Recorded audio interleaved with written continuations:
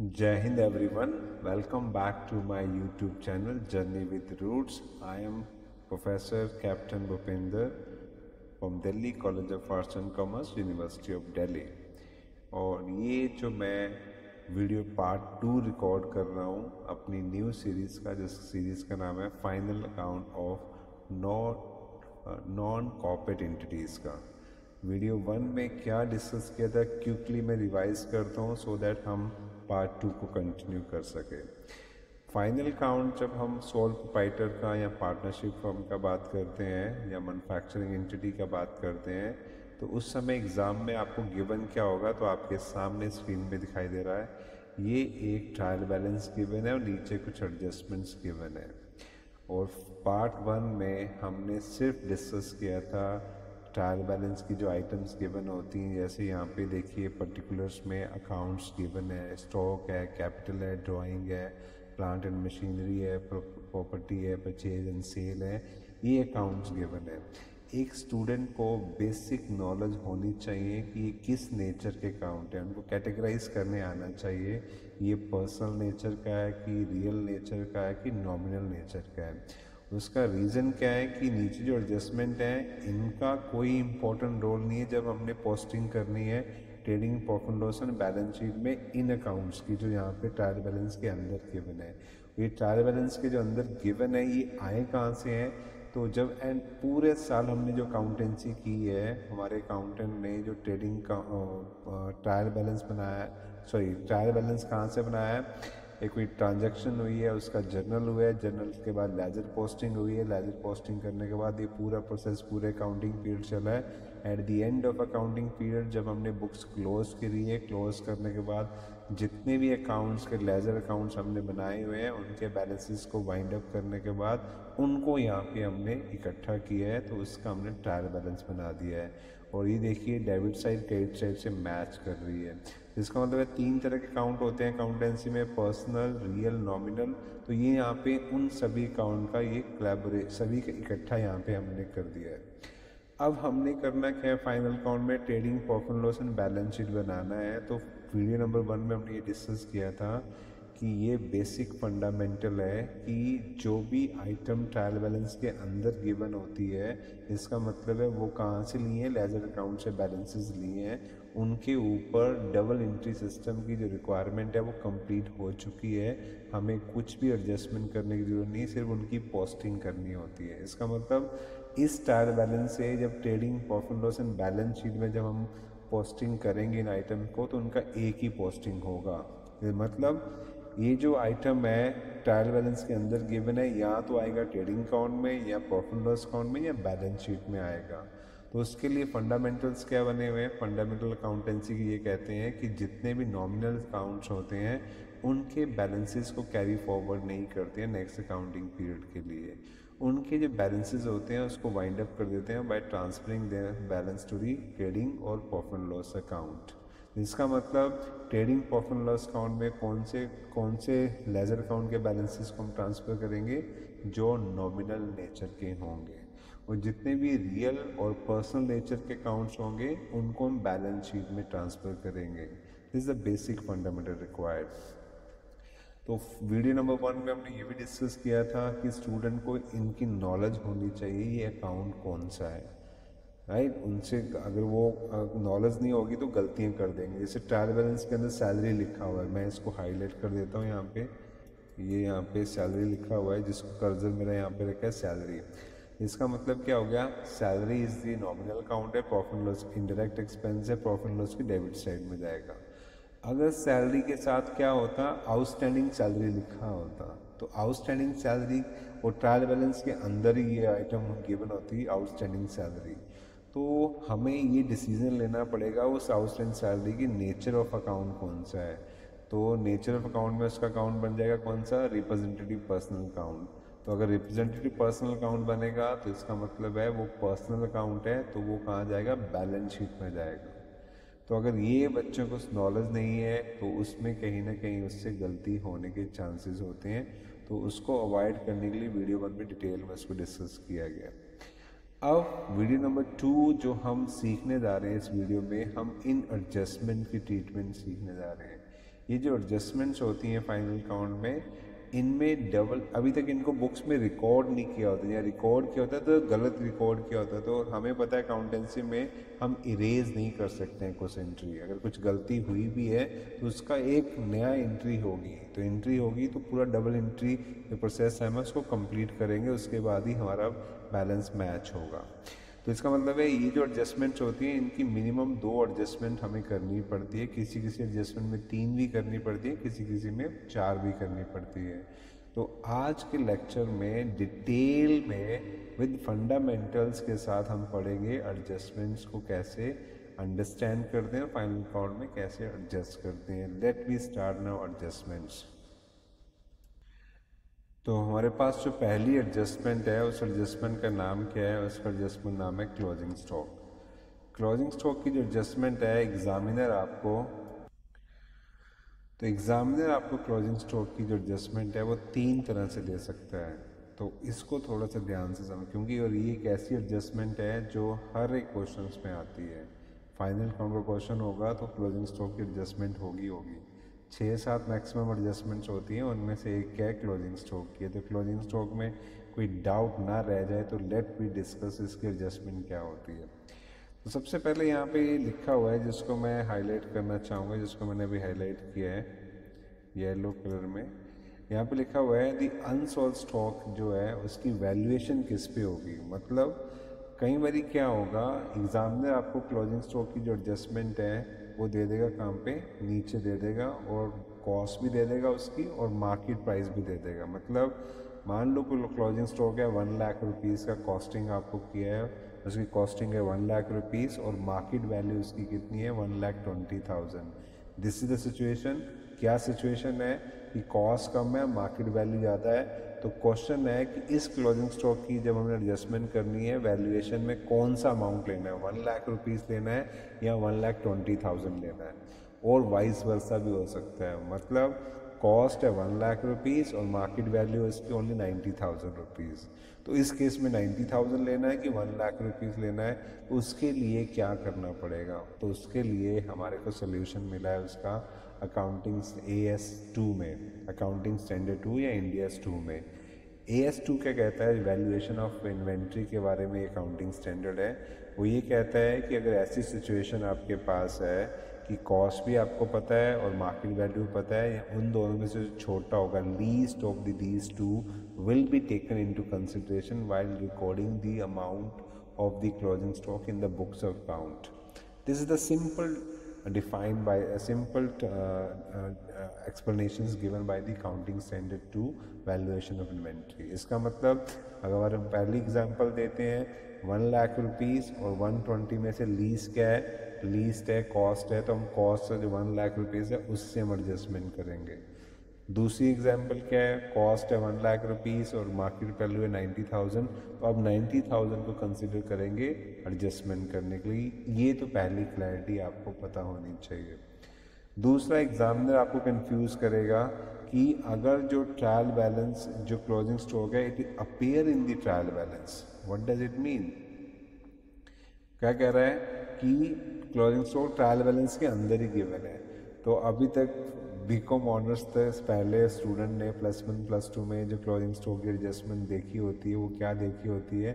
सिर्फ उनको एडजस्टमेंट में गिवन होता है। तो अगर ऐसी सिचुएशन आ जाए क्लोजिंग स्टॉक ट्रायल बैलेंस के अंदर गिवन होगा और हमें ये बताया फंडामेंटली अकाउंटेंसी ये कहता है कि जो भी आइटम ट्रायल बैलेंस के अंदर गिवन होती है उसका एक ही लेजर पोस्टिंग होगा, या तो वो ट्रेडिंग अकाउंट में आएगा या प्रॉफिट लॉस में आएगा या बैलेंस शीट में आएगा। तो अब क्वेश्चन राइज होता है अगर क्लोजिंग स्टॉक ट्रायल बैलेंस के अंदर है उसकी नेचर ऑफ अकाउंट क्या होगा? क्या वो पर्सनल है, रियल है कि नॉमिनल है? तो स्टूडेंट इसमें कंफ्यूज होते हैं। तो सिंपल आंसर है क्लोजिंग स्टॉक हमारा क्या होता है? एसेट होता है। और एसेट्स क्या होते हैं? वो रियल अकाउंट्स होते हैं। रियल अकाउंट्स होते हैं तो इसका मतलब वो रियल अकाउंट के बैलेंस को प्रॉफिट लॉस अकाउंट या ट्रेडिंग अकाउंट में ट्रांसफ़र नहीं करते हैं।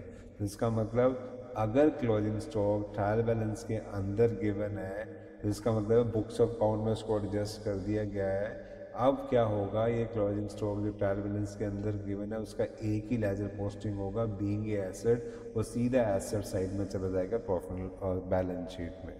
This is the second situation. पहला है मार्केट प्राइस और दी कॉस्ट में उसको आपको अंडरस्टैंडिंग करना है। दूसरी सिचुएशन क्लोजिंग स्टॉक की क्या बताइए आपको कि अगर एग्जामिनर आपको दे रहा है ट्रायल बैलेंस के अंदर तो उसकी क्या ट्रीटमेंट होगी, एक ही लेजर पोस्टिंग होगा, सीधा एसेट में चला जाएगा और कुछ भी नहीं होगा उसका एक ही लेजर पोस्टिंग होगा। और थर्ड सिचुएशन क्या है, अगर क्लोजिंग स्टॉक है वो कहाँ पे अपेयर हो रहा है, एडजस्टमेंट में अपेयर हो रहा है। इसको हम पढ़ते हैं इसका क्या ट्रीटमेंट, ये सभी स्टूडेंट्स को आती है, सभी स्टूडेंट्स ने की हुई है। तो सिंपल से इसकी एडजस्टमेंट होती है कि क्लोजिंग स्टॉक की हम क्रेडिट ट्रेडिंग अकाउंट के हम क्रेडिट साइड में शो करेंगे और दूसरी एडजस्टमेंट क्या होगी, हम इसको एसेट में शो करेंगे, एसेट साइड में, करंट एसेट में। ये एडजस्टमेंट है। तो क्लोजिंग स्टॉक के रिगार्डिंग ये तीन चीज़ें आपने समझनी है। एग्जामिनर इन तीनों को मिक्सअप करके किसी न करके एक क्वेश्चन आपको सेट करेगा क्लोजिंग स्टॉक से। तो अगर क्लोजिंग स्टॉक ट्रायल बैलेंस के बाहर गिवन है तो उसकी दो पोस्टिंग होगी, ट्रेडिंग अकाउंट के क्रेडिट साइड में आएगा और एसेट में आएगा। This is the answer. अब कोई अगर थोड़ा टाइम है, क्योंकि मैं वीडियो रिकॉर्ड कर रहा हूँ तो ये वीडियो थोड़ी बड़ी भी होगी क्योंकि इसमें सारी एडजस्टमेंट्स हम डिस्कस करने जा रहे हैं वन बाय वन करके। तो अगर कोई क्वेश्चन पूछे कि सर ऐसा क्यों किया, हमने ट्रेडिंग अकाउंट की क्रेडिट साइड क्यों लिखा, इसकी रीजनिंग क्या है, लॉजिक क्या है इसके पीछे, तो ये देखिए जो क्लोजिंग स्टॉक होता है वो किस में इंक्लूड होता है, क्लोजिंग स्टॉक कहाँ से बचता है, तो आंसर है परचेज में से बचता है। परचेज हम कहाँ रिकॉर्ड करते हैं, हम ट्रेडिंग अकाउंट के डेबिट साइड में रिकॉर्ड करते हैं। अगर परचेज को डेबिट साइड में रिकॉर्ड करते हैं ट्रेडिंग अकाउंट्स के, तो उस डेबिट साइड में रिकॉर्ड करने से इम्पैक्ट क्या पड़ेगा जो ग्रॉस प्रॉफिट के ऊपर, तो आंसर है जो भी आइटम ट्रेडिंग अकाउंट के हम डेबिट साइड में रिकॉर्ड करते हैं उससे क्या होता है, हमारा ग्रॉस प्रॉफिट रिड्यूस हो जाता है। तो उससे प्रॉफिट हमारा रिड्यूस, ग्रॉस प्रॉफिट कम हो जाता है। तो इसका मतलब है अब ये जो क्लोजिंग स्टॉक है इसका मतलब है ये इस साल की, और हमें ये पता है कि हम नॉमिनल जो आइटम्स होती हैं उनको कहाँ रिकॉर्ड करते हैं, ट्रेडिंग अकाउंट या प्रॉफिट एंड लॉस अकाउंट में रिकॉर्ड करते हैं। बट ये जो क्लोजिंग स्टॉक है अब ये इस अकाउंटिंग पीरियड में कंज्यूम नहीं हो पाया। व्हाट डज इट मीन, इसको हम अब नेक्स्ट अकाउंटिंग पीरियड में लेके जा रहे हैं, नेक्स्ट ईयर इसको यूज़ करने वाले हैं। तो हमें ये बताया 12 मंथ के बाद अगर कोई हमारा एक्सपेंडिचर होता है उसको हम कैपिटलाइज कर देते हैं, राइट, उसको एसेट जनरेट कर, उसको एसेट ट्रीट करते हैं। तो ये जो क्लोजिंग स्टॉक है अब ये एसेट बनने जा रहा है हमारा, तो इसीलिए तो क्लोजिंग स्टॉक का एसेट साइड में शो करते हैं। अब क्योंकि इसका इम्पैक्ट जो है, इस क्लोजिंग स्टॉक का इम्पैक्ट है ग्रॉस प्रॉफिट के ऊपर नहीं पड़ना चाहिए, इस साल की काउंटिंग के ऊपर नहीं पड़ना चाहिए। तो उसके इम्पैक्ट को नलिफाई करने के लिए हम ट्रेडिंग अकाउंट के क्रेडिट साइड में लिखते हैं। अब कुछ भी ट्रेडिंग अकाउंट के क्रेडिट साइड में लिखते हैं उससे क्या होगा, ग्रॉस प्रॉफिट बढ़ जाएगा। तो वहाँ पे पोस्टिंग करने से क्या होगा, जो परचेज में ऑलरेडी क्लोजिंग स्टॉक इंक्लूडेड है उसको हमने माइनस नहीं किया, माइनस करने के बजाय जितना उसमें इंक्लूडेड है उतने अमाउंट का क्लोजिंग स्टॉक हमने ट्रेडिंग अकाउंट के क्रेडिट साइड में रिकॉर्ड कर दिया। तो इस एंट्री से क्या हुआ, ग्रॉस प्रॉफिट जो करंट ईयर में जितना बनना चाहिए उतना ही हमारे पास आ गया, राइट। ये हो गया एक एडजस्टमेंट। और सेकंड एडजस्टमेंट क्या है, ट्रेडिंग अकाउंट एसेट है, एसेट में अभी तक शो नहीं किया हुआ है, इसको हमने एसेट में शो कर दिया, कहाँ पे, बैलेंस शीट में। तो ये एडजस्टमेंट होगी ट्रेडिंग अकाउंट की। आई होप आपको ये एडजस्टमेंट की ट्रीटमेंट अच्छी लगी होगी। चलो अब नेक्स्ट चलते हैं, आउटस्टैंडिंग एक्सपेंस और एक्सपेंस पे, अनपेड एक्सपेंस और एक्सपेंस पे ड्यू बट नॉट पेड, इन सब का एक ही मतलब है। एग्जामिनर क्या कर रहा है, आपको एग्जामिनर ने, इसका मैं फ़ॉन्ट थोड़ा इंक्रीज कर, 1 मिनट, अब ठीक लग रहा है, मैंने थोड़ा साइज इसका इंक्रीज किया है। I am just learning a new software है, उस पर मैं काम कर रहा हूँ अभी भी। नेक्स्ट है आउटस्टैंडिंग एक्सपेंस और अनपेड एक्सपेंस और expense due but not paid. ये देखिए ये होते क्या हैं, ये वो एक्सपेंस होते हैं जो इस अकाउंटिंग पीरियड से बिलोंग करते हैं पर इनको अभी तक हमने पे नहीं किया होता है। और हम कौन सी अकाउंटिंग फॉलो कर रहे हैं, accrual basis of accountancy follow कर रहे हैं। इसका मतलब क्या हो गया कि अक्रूवल बेसिस का मतलब क्या होता है, द इफेक्ट ऑफ इनकम और expenditure should be shown on that accounting period in which they occur. It is immaterial whether actually paid or received. तो इसका मतलब है जिस अकाउंटिंग पीरियड से वो एक्सपेंस होते हैं उनका इम्पैक्ट और इनकम उसी अकाउंटिंग पीरियड में शो करना है हमें, चाहे एक्चुअल में पे किया है चाहे नहीं किया। तो इसका मतलब outstanding adjustment accrual basis follow कर रहे हैं तो होगी, कैश बेसिस कर रहे हैं तो ये नहीं होती है, इस तरह का एक्सपेंस को हम कंसिडर नहीं करते हैं आउटस्टैंडिंग, राइट। तो इसकी सिचुएशन देखो क्या आपके पास एग्जामिनेशंस में आ सकती है। तो पहला है सिचुएशन क्या आपके पास है, ये मैंने इसको हाईलाइट कर दिया, अब ये नया हाईलाइट कर दिया येलो में, इसमें लिखा हुआ है outstanding expense appear in the adjustment. ये देखिए मैंने फुल फ्लैश क्वेश्चन नहीं है, छोटा सा एक डेमो आपको यहाँ पे दिखा रहा हूँ।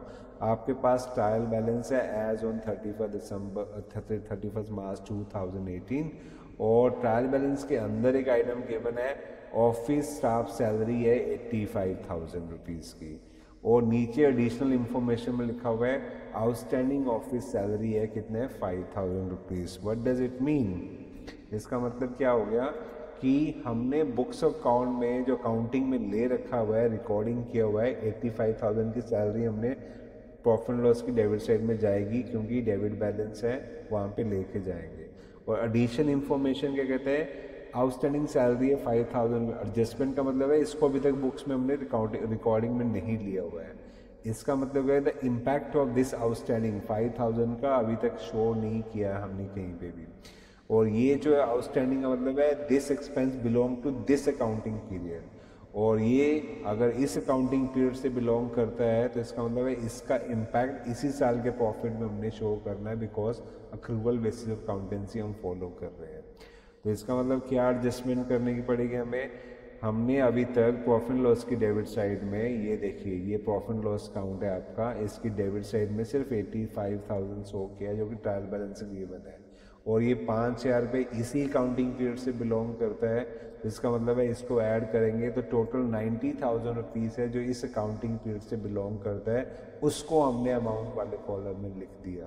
तो ये एक एडजस्टमेंट होगी। दूसरी एडजस्टमेंट क्या होगी, क्योंकि ये पैसा अभी तक हमने पे नहीं किया है तो हमारी कैश और बैंक से पेमेंट नहीं किया अभी तक, तो इसका मतलब ये हमारी लायबिलिटी है, फ्यूचर में हमने पे करना है।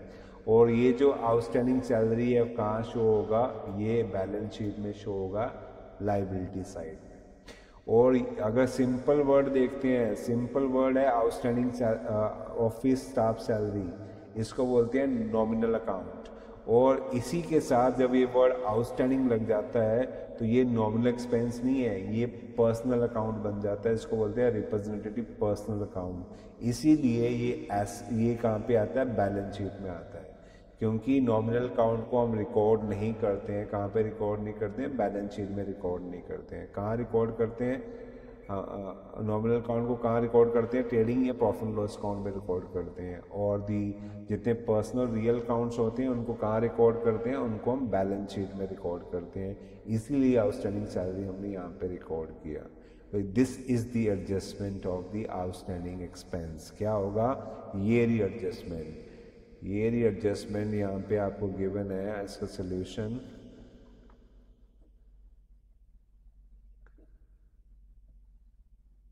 हाँ ये रहा, 5,000 will be add to the office staff salary account in the debit side of the profit and loss account, and the 5,000 कहाँ शो होना है, लाइबिलिटी में शो होना है। ये वो सिचुएशन है, वेरी सिंपल सिचुएशन है, जिसमें कि ट्रायल बैलेंस के अंदर भी एक्सपेंस गिवन है और नीचे आउटस्टैंडिंग लिखा हुआ है। तो नीचे वाला जो आउटस्टैंडिंग लिखा है वो प्रॉफिट लॉस की डेबिट साइड में, ट्रेडिंग अकाउंट की डेबिट साइड में जहीं पे एक्सपेंस होगा वहाँ पे ऐड होगा, और कहाँ चला जाएगा, बैलेंस शीट में लाइबिलिटी साइड चला जाएगा। अब इसी सिचुएशन को मॉडिफाई करते हैं। क्या मॉडिफाई करते हैं, outstanding expense appear in the trial balance, ये ले लीजिए।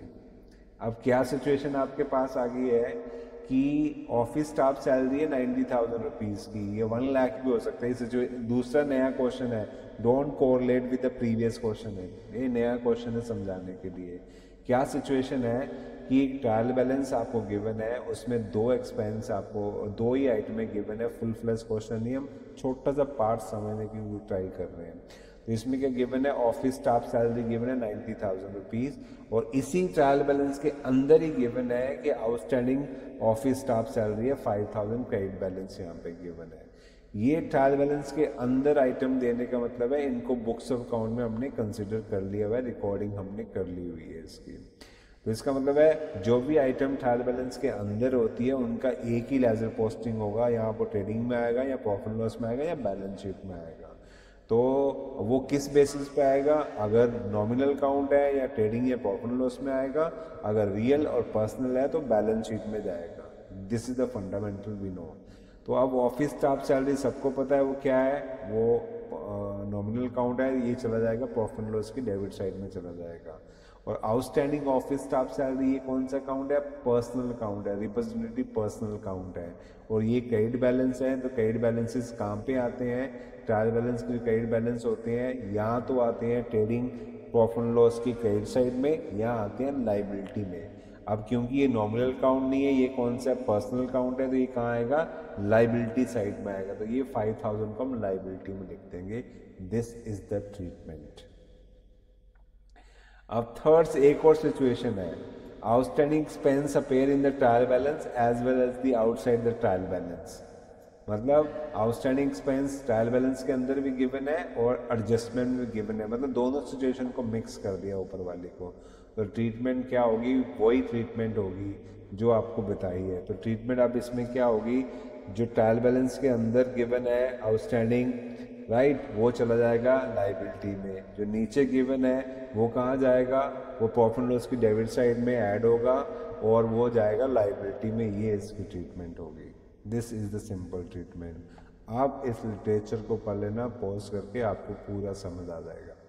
तो ये थी हमारी कौन सी, सेकंड एडजस्टमेंट। पहली करी क्लोजिंग स्टॉक की, दूसरी करी आउटस्टैंडिंग के रिगार्डिंग जितनी भी एडजस्टमेंट्स आ सकती हैं एग्जामिनेशंस पे। अब नेक्स्ट है हम जो पढ़ने जा रहे हैं, और ये आपको मैं थोड़ा सा बता दूं, ये मेरी 2 बुक्स हैं फाइनेंशियल अकाउंटिंग की जो अवेलेबल है अमेजोन पे, उनमें से मैं आपको ये चैप्टर करवा रहा हूँ, समझा रहा हूँ कि मैंने बुक्स में कैसे एक्सप्लेन किया है, क्या सेंस है, ये जो लिटरेचर मैंने बुक्स में लिखा हुआ है क्या इसका मतलब है, कैसे एक बच्चा अंडरस्टैंड करेगा। तो ये बुक अगर आपके पास है और ये मैं वीडियो बना रहा हूँ तो ये आपकी अंडरस्टैंडिंग से है कि व्हाट आई वांट टू से थ्रू दिस लिटरेचर। तो मेरी फाइनेंशियल अकाउंटिंग की बुक है कंसेप्ट और एप्लीकेशन बीकॉम ऑनर्स के लिए, प्रिंसिपल ऑफ फाइनेंशियल अकाउंटिंग की बुक है बीकॉम पास के लिए, सिंगेज इंटरनेशनल पब्लिशिंग हाउस है, उसने पब्लिश किया है, अमेजोन पे ये अवेलेबल है। आप यहाँ से इस बुक को कंसिडर कर सकते हैं जब इन वीडियो को आप देख रहे हैं। Come back to the video now. तो अब बात करते हैं नेक्स्ट है prepaid expense, unexpired expense, expense paid in advance, expense carried forward.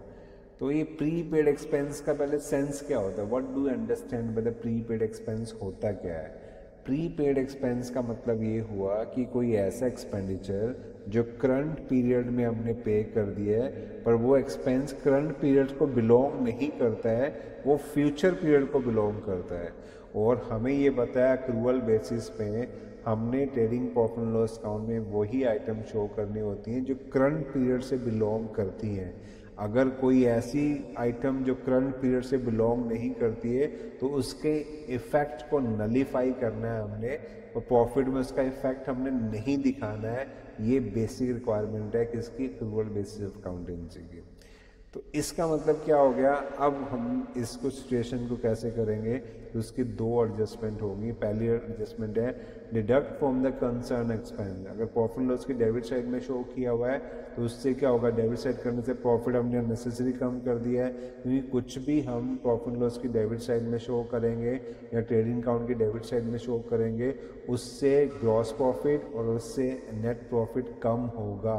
Profit loss की डेबिट साइड में कुछ भी पोस्ट करेंगे तो अगर हमारा कम हो चुका है नेसेसरी, तो रेक्टिफाई करने के लिए हम क्या करेंगे, प्रॉफिट को बढ़ा देंगे। सॉरी, वहाँ कर रखा है तो करने के लिए उस एक्सपेंस को हम कम कर देंगे। कम करने के लिए क्या करेंगे, हम क्या करेंगे, उतने अमाउंट से जितना वहाँ पे अननेसेसरी वहाँ शो कर रखा है उसको माइनस कर देंगे। जितना कम हम आइटम में प्रॉफिट लॉस की डेबिट साइड में शो करेंगे उतना हमारा प्रॉफिट बढ़ेगा।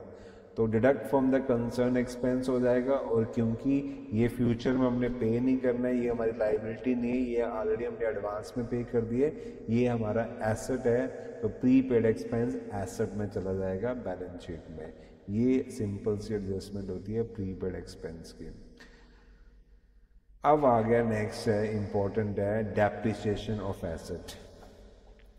तो डेप्रिसिएशन ऑफ एसेट को अकाउंटिंग ट्रीटमेंट समझने से पहले आपको थोड़ा सा सीखना पड़ेगा चैप्टर नंबर 6 जो मैंने बुक में एक्सप्लेन किया है, जिसको बोलते हैं पीपीई, AS10 पीपीई। अब पीपीई क्या होता है, प्रॉपर्टी प्लांट इक्विपमेंट, उसमें एक्सप्लेन किया गया है, क्या एक्सप्लेन किया गया है कि डेप्रिसिएशन कैसे चार्ज किया जाएगा। तो डेप्रिसिएशन चार्ज करने के लिए हमें पहले ये सीखना पड़ेगा methods of recording of a depreciation और methods of a allocation of depreciation. Methods of recording का मतलब क्या होता है कि कौन सा मेथड हम फॉलो कर रहे हैं बुक्स ऑफ अकाउंट में मेंटेन करने के लिए, डेप्रिसिएशन को रिकॉर्ड करने के लिए। मतलब ट्रेडिंग अकाउंट में एसेट में कौन कौन सा लेजर अकाउंट हम मेंटेन कर रहे हैं, बैलेंस शीट में कैसे उसको रिप्रेजेंट करना है, इसको बोलते हैं methods of recording of depreciation. एक होता है methods of allocation of depreciation, कि वो अमाउंट ऑफ डेप्रिसिएशन कैसे कैलकुलेट करना है। अमाउंट ऑफ डेप्रिसिएशन कैसे कैलकुलेट करना है, उसके लिए अकाउंटेंसी में we have a more than 10 to 12 method. तो राइट, तो वो हमारा कंसर्न है, हमारा यहाँ पे क्या रिकॉर्डिंग के पॉइंट ऑफ व्यू से हम बात कर रहे हैं मेथड्स ऑफ रिकॉर्डिंग। तो in accountancy we have 2 methods of recording of depreciation. One is called charging to the asset account, जो कि अभी तक +1 +2 में स्टूडेंट्स ने पढ़ा होता है, सबको वो आता है। एक दूसरा होता है creating a provision for depreciation, ये एक नया कंसेप्ट है बीकॉम ऑनर्स स्टूडेंट्स के लिए, उसके बारे में हम बात करेंगे। तो इसका मतलब है इस कंसेप्ट को समझने से पहले आपको ये समझना पड़ेगा कि कौन सा मेथड अडॉप्ट किया जा रहा है, या ये कैसे पता आपको चलेगा अगर फाइनल काउंट में एडजस्टमेंट में एक लाइन लिखी हुई है charge depreciation on furniture at the rate 10%। इसका मतलब है जहाँ पे वर्ड चार्ज लिखा हुआ है, इसका मतलब है एग्जामिनर कह रहा है मेथड्स ऑफ रिकॉर्डिंग कौन सा अडॉप्ट किया उन्होंने अडॉप्ट किया है charging to the asset account method. तो जो आपने पहले सीखा हुआ वही करोगे। तो आपने क्या सीखा हुआ है कि एसेट की वैल्यू से हम माइनस कर देते हैं अमाउंट ऑफ डेप्रिसिएशन और प्रॉफिट एंड लॉस की डेबिट साइड में शो करते हैं, ये आपको सिखाया गया, यही हम इसमें करते हैं। क्योंकि charge to the asset account method में we maintain 2 ledger account for recording of a depreciation. One is called asset account itself and second one is called depreciation account. और जनरल एंट्री क्या होती है, जनरल एंट्री होती है depreciation charge करने की, depreciation account debit to asset. जब इस जनरल एंट्री का हम लेजर पोस्टिंग करेंगे तो क्या होगा, एसेट अकाउंट की क्रेडिट साइड में चला जाएगा डेप्रिसिएशन, और डेप्रिसिएशन कहाँ पे चला जाएगा, डेप्रिसिएशन, और डेप्रिसिएशन की डेबिट साइड में क्या चला जाएगा, एसेट अकाउंट चला जाएगा। अब डेप्रिसिएशन कौन सी नेचर का अकाउंट है, वो है नॉमिनल नेचर अकाउंट। तो इसका बैलेंस तो नेक्स्ट ईयर के लिए कैरी फॉरवर्ड नहीं होगा, तो इसको हम क्या करेंगे, इसको क्लोज कर देंगे बाय ट्रांसफरिंग इस balance to the profit and loss account. तो हम क्या करेंगे, हम क्लोजिंग एंट्री के पास करेंगे profit and loss account debit to depreciation, और ये अकाउंट क्लोज हो जाएगा।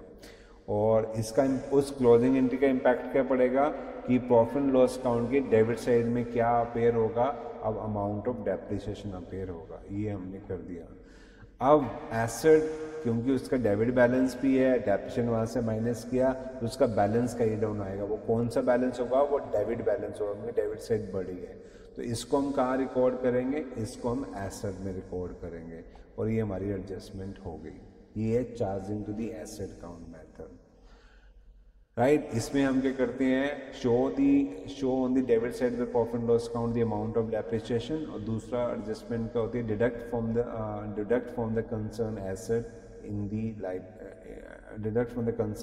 इन दी बैलेंस शीट। यहाँ पे लाइबिलिटी नहीं आएगा, बैलेंस शीट आएगा, right. This is the correction, this is the adjustment of the charging depreciation. अब जो नई चीज़ आपने सीखनी है वो ये चीज़ आपने सीखनी है, प्रोविजन फॉर डेप्रिसिएशन मेथड और एक्यूमुलेटेड डेप्रिसिएशन मेथड है।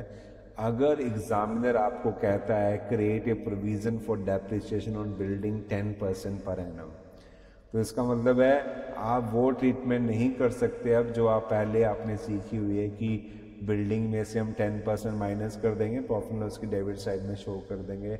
It is not ask to you by the examiner. Examiner कह रहा है क्रिएट ए प्रोविजन, वो चार्ज नहीं कर रहा है, कह रहा है create a provision for depreciation.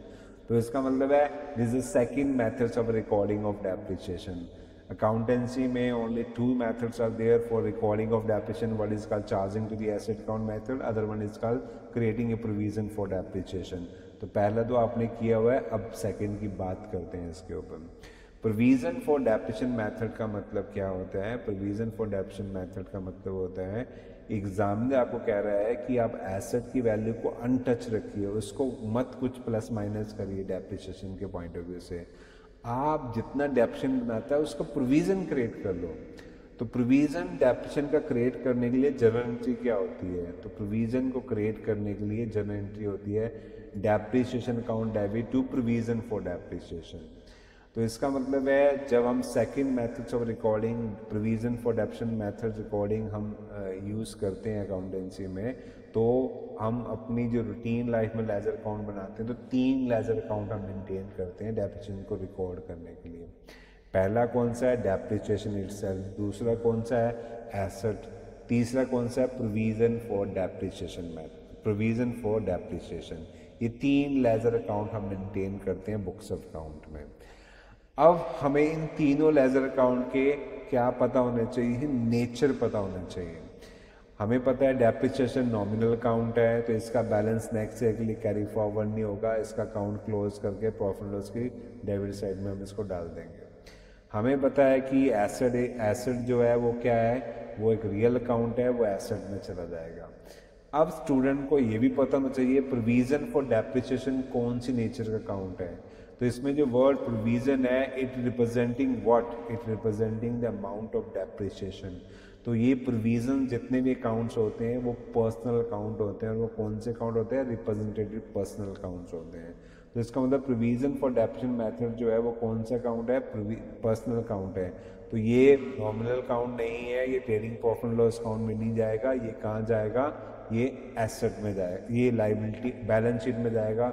और कौन सी साइड में जाएगा? Depend upon the debit balance है कि क्रेडिट बैलेंस है। तो ये क्रेडिट साइड में लिखा हुआ है, तो जब इसको क्लोज करेंगे तो इसका क्रेडिट बैलेंस आएगा। तो क्रेडिट बैलेंस कहाँ आते हैं? लाइबिलिटी में आते हैं।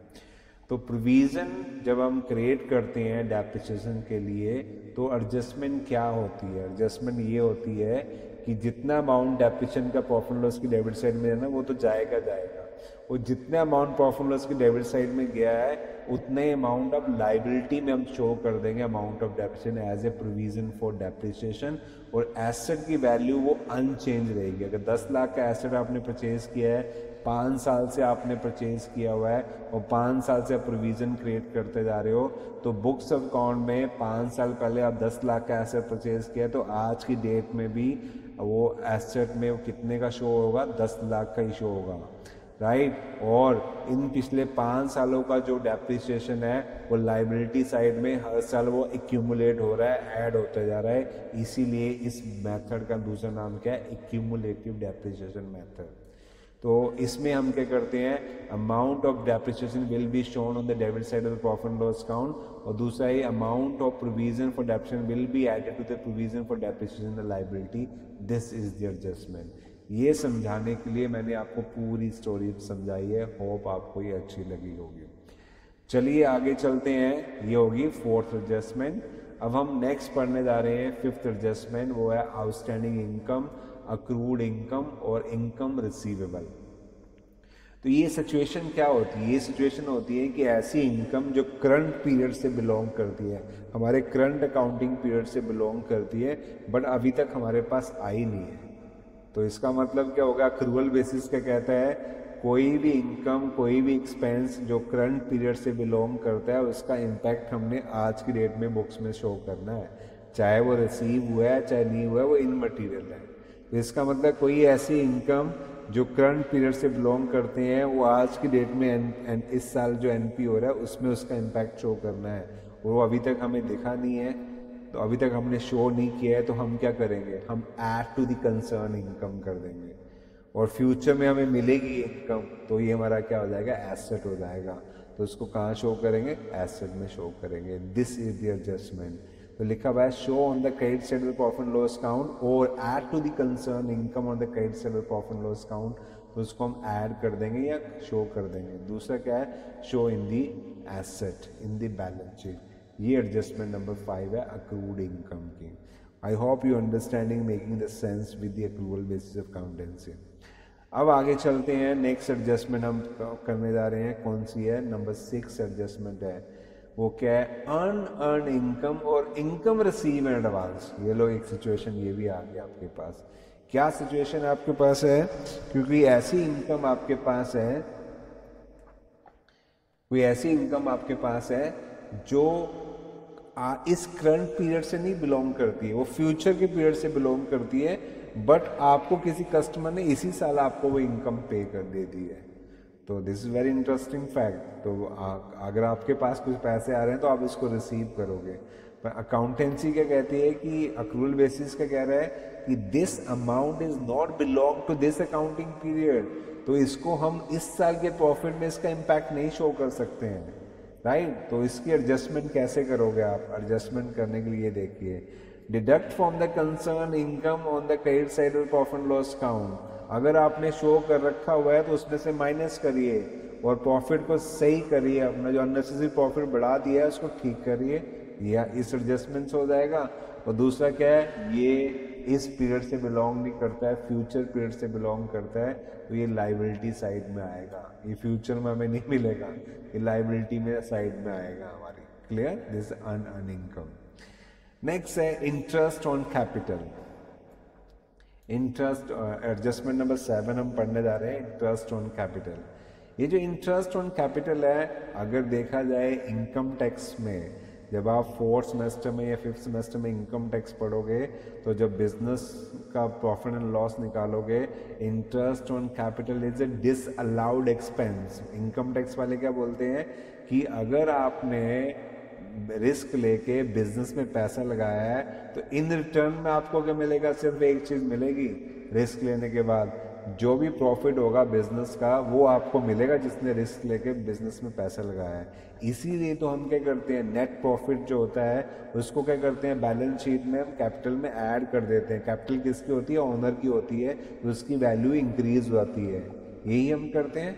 तो इसका मतलब इनकम टैक्स अथॉरिटी क्या कहती है कि अगर आपने इन्वेस्ट किया है आपको इन रिटर्न क्या मिलेगा, सिर्फ आपको जो नेट प्रॉफिट या नेट लॉस है उसी को मिलेगा जिसने रिस्क लेके पैसा लगाया है यहाँ पे। इसके अलावा आप कुछ और एक्सपेक्ट नहीं कर सकते हैं बिजनेस से। बट क्योंकि और पार्टनरशिप फर्म में अगर रिटर्न एग्रीमेंट है पार्टनर्स के बीच में, उस केस में इंटरेस्ट ऑन कैपिटल अलाउड होता है certain percentage, 6% I think so, वहाँ तक इसको अलाउड किया हुआ है। तो इसका मतलब है इंटरेस्ट ऑन कैपिटल का मतलब क्या है, ये हमारे लिए क्या है, एक्सपेंस है, बिजनेस के लिए क्या है वो एक्सपेंस है। तो इसका इम्पैक्ट अभी तक हमने प्रॉफिट एंड लॉस की डेबिट साइड में शो नहीं किया हुआ है, तो शो कर देंगे। तो show on the debit side of profit and loss account, इसको हमने शो कर दिया, और add to the capital in the balance sheet, और यहाँ आउटस्टैंडिंग इंटरेस्ट ऑन कैपिटल है, यहाँ कैपिटल में ऐड कर दो, one of the same meaning, इसको हम लाइबिलिटी में शो करेंगे, फ्यूचर में पे करेंगे। नाउ नेक्स्ट है, next we have a adjustment number 8, that is interest on drawing। ये इंटरेस्टिंग है बिजनेस के लिए। अब ड्राइंग क्या होती है, ड्राइंग देखिए, ऑनर ने जो पैसा दिया होता है बिजनेस को रिस्क लेके बिजनेस करने के लिए, तो बिजनेस का एक सेपरेट लीगल एंटिटी है, तो बिजनेस का कहता है अगर आपने मेरे को पैसे दिए हैं ये मेरी लाइबिलिटी है, तो इसीलिए लाइबिलिटी साइड में हम कैपिटल शो करते हैं। अब लाइबिलिटी साइड में कैपिटल शो करने का मतलब क्या हो गया कि बिजनेस कह रहा है कि मेरे को ये पैसा ओनर को वापस करना है, ये मेरी लाइबिलिटी है। अब ड्राइंग क्या होती है, ड्राइंग का मतलब क्या होता है कि ओनर ने बिजनेस से कुछ ले लिया, पैसे ले लिए, गुड्स ले लिए, काइंड में कुछ भी ले लिया, तो उसको हम ड्राइंग बोलते हैं। तो बिजनेस का कहता है ठीक है आप ले लो, हमें कोई फर्क नहीं पड़ता है, हम ड्राइंग आपकी कैपिटल में से माइनस उसको कर देंगे, राइट। तो आपको जितने पैसे हमने देने हैं उसमें से माइनस कर देंगे, लाइबिलिटी हमारी कम हो जाएगी, आप ले लो हमसे, राइट। अब इंटरेस्ट ऑन ड्राइंग के बिजनेस का कहता है अगर आप हमसे ड्राइंग कर रहे हैं तो हम उसका इंटरेस्ट आपसे लेंगे। तो ये एक बिजनेस के लिए क्या इनकम है। तो अगर इनकम है तो इसको कहाँ शो करेंगे, कहाँ शो करेंगे, क्रेडिट साइड में शो करेंगे। ये देखिए, show on the credit side of the profit and loss account, हमने इसको यहाँ शो कर दिया। और दूसरा क्या, deduct from the capital of the business, क्योंकि बिजनेस क्या उसने अभी तक हमें दिया नहीं है, राइट। एडजस्टमेंट का मतलब क्या है, अभी तक ये इसकी एंट्री हमने बुक्स में नहीं की हुई है, तो उस बिजनेसमैन ने वो कैपिटल इंटरेस्ट ड्राइंग यूज़ करी है, उसका पैसा नहीं दिया है हमें इंटरेस्ट का, तो कोई बात नहीं, उसकी कैपिटल में से माइनस कर देते हैं हम, ये हम इसको माइनस कर देंगे। This is the adjustment. तो एक और पढ़ लेते हैं, और नेक्स्ट एडजस्टमेंट को पढ़ने से पहले मैं आपको एक बताऊं कि आपको जब भी फाइनल एग्जाम में एडजस्टमेंट देखनी है तो आपको घबराना नहीं है। आपको क्या देखना है, ये एडजस्टमेंट में जो लिखा हुआ है उसको पहले पढ़ो, पढ़ने के बाद एग्जामिनर कह रहा है कि ये चीज़ हुई है बिजनेस में, ये गलती हुई है, इसने ऐसे ऐसे किया है, बताइए इसका क्या करना है। तो आपने जो बेसिक फंडामेंटल्स अकाउंटेंसी के उनको अडॉप्ट करना है, उनको फॉलो करना है, और अकाउंटेंसी में कैसे उसके एडजस्टमेंट होने चाहिए, रीजनिंग एक रीज़न फॉलो करना है और उसको सही कर देना है उसको, और कुछ भी नहीं होता है एडजस्टमेंट का मतलब। एडजस्टमेंट का मतलब है इस आइटम का इम्पैक्ट अभी तक ऊपर नहीं पड़ा हुआ है, आप करके बताइए कैसे करना है। ये तभी आप कर पाओगे जब आप इस चीज़ को एंजॉय करोगी, इनका आपस में लिंक है, जो मैं लिंक अभी आपसे डिस्कस कर रहा हूँ। नेक्स्ट चलते हैं, वेरी नाइन्थ एडजस्टमेंट हम डिस्कस करने लगे हैं अब, इंटरेस्ट ऑन लोन। ये इंटरेस्ट ऑन लोन का मतलब क्या होता है कि आपने बैंक से लोन लिया और लोन लेने के बाद आपने इंटरेस्ट पे करना है। तो इंटरेस्ट ऑन लोन अगर अभी तक आपने पे नहीं किया है, तो अगर आप फ्यूचर में आप पे करोगे तो इसका मतलब ये हमारा एक्सपेंस है। तो इसके सिंपल सी एडजस्टमेंट क्या है, show on the debit side profit and loss account और add to the loan in the liability, और लाइबिलिटी में सेपरेटली शो कर दो आउटस्टैंडिंग इंटरेस्ट ऑन लोन। ये सिंपल सी एडजस्टमेंट है। अब ये थोड़ा सा इंटरेस्टिंग फैक्ट मैं आपसे डिस्कस करने जा रहा हूँ। नेक्स्ट एडजस्टमेंट जो हम डिस्कस करने जा रहे हैं उसका नाम है इम्प्लाइड एडजस्टमेंट और the hidden adjustment. What does it mean, इसका क्या मतलब हुआ। इम्प्लाइड का मतलब है ये एक ऐसी एडजस्टमेंट होती है जो नीचे नहीं लिखी होती है। ट्रायल बैलेंस के बाहर जो इंफॉर्मेशन एडजस्टमेंट्स होती हैं वहाँ पे ये नहीं गिवन होती है आपको, बट इट इज़ इम्प्लाइड। इसकी कुछ हिडन इंफॉर्मेशन आपको ट्रायल बैलेंस के अंदर ही गिवन होती है, उसको अंडरस्टैंड करके आपने एडजस्टमेंट करनी होती है। क्रॉस चेक करना होता है कि ये जो इंफॉर्मेशन ट्रायल बैलेंस के अंदर गिवन है इसका क्या रेलेवेंस है, क्रॉस चेक आपको करना होता है, उसको बोलते हैं इम्प्लाइड एडजस्टमेंट। तो इसको बड़े सिचुएशन के अकॉर्डिंगली यहाँ बताया गया है। तो let be understand situation one by one. Situation number one कहता है, suppose trial balance show the following information, you are required to identify the hidden adjustment and suggest the solution for the same. तो मैंने क्या किया है कि एक ही situation में पांच तरह की जो हिडन एडजस्टमेंट्स होती हैं उसको एक्सप्लेन करने की ट्राई की है, सो दैट आपको एक ही जगह पे समझ जाएगी हम क्या कहना चाहते हैं। पहले आइडेंटिफाई करना सीखो, कैसे आइडेंटिफाई करते हैं।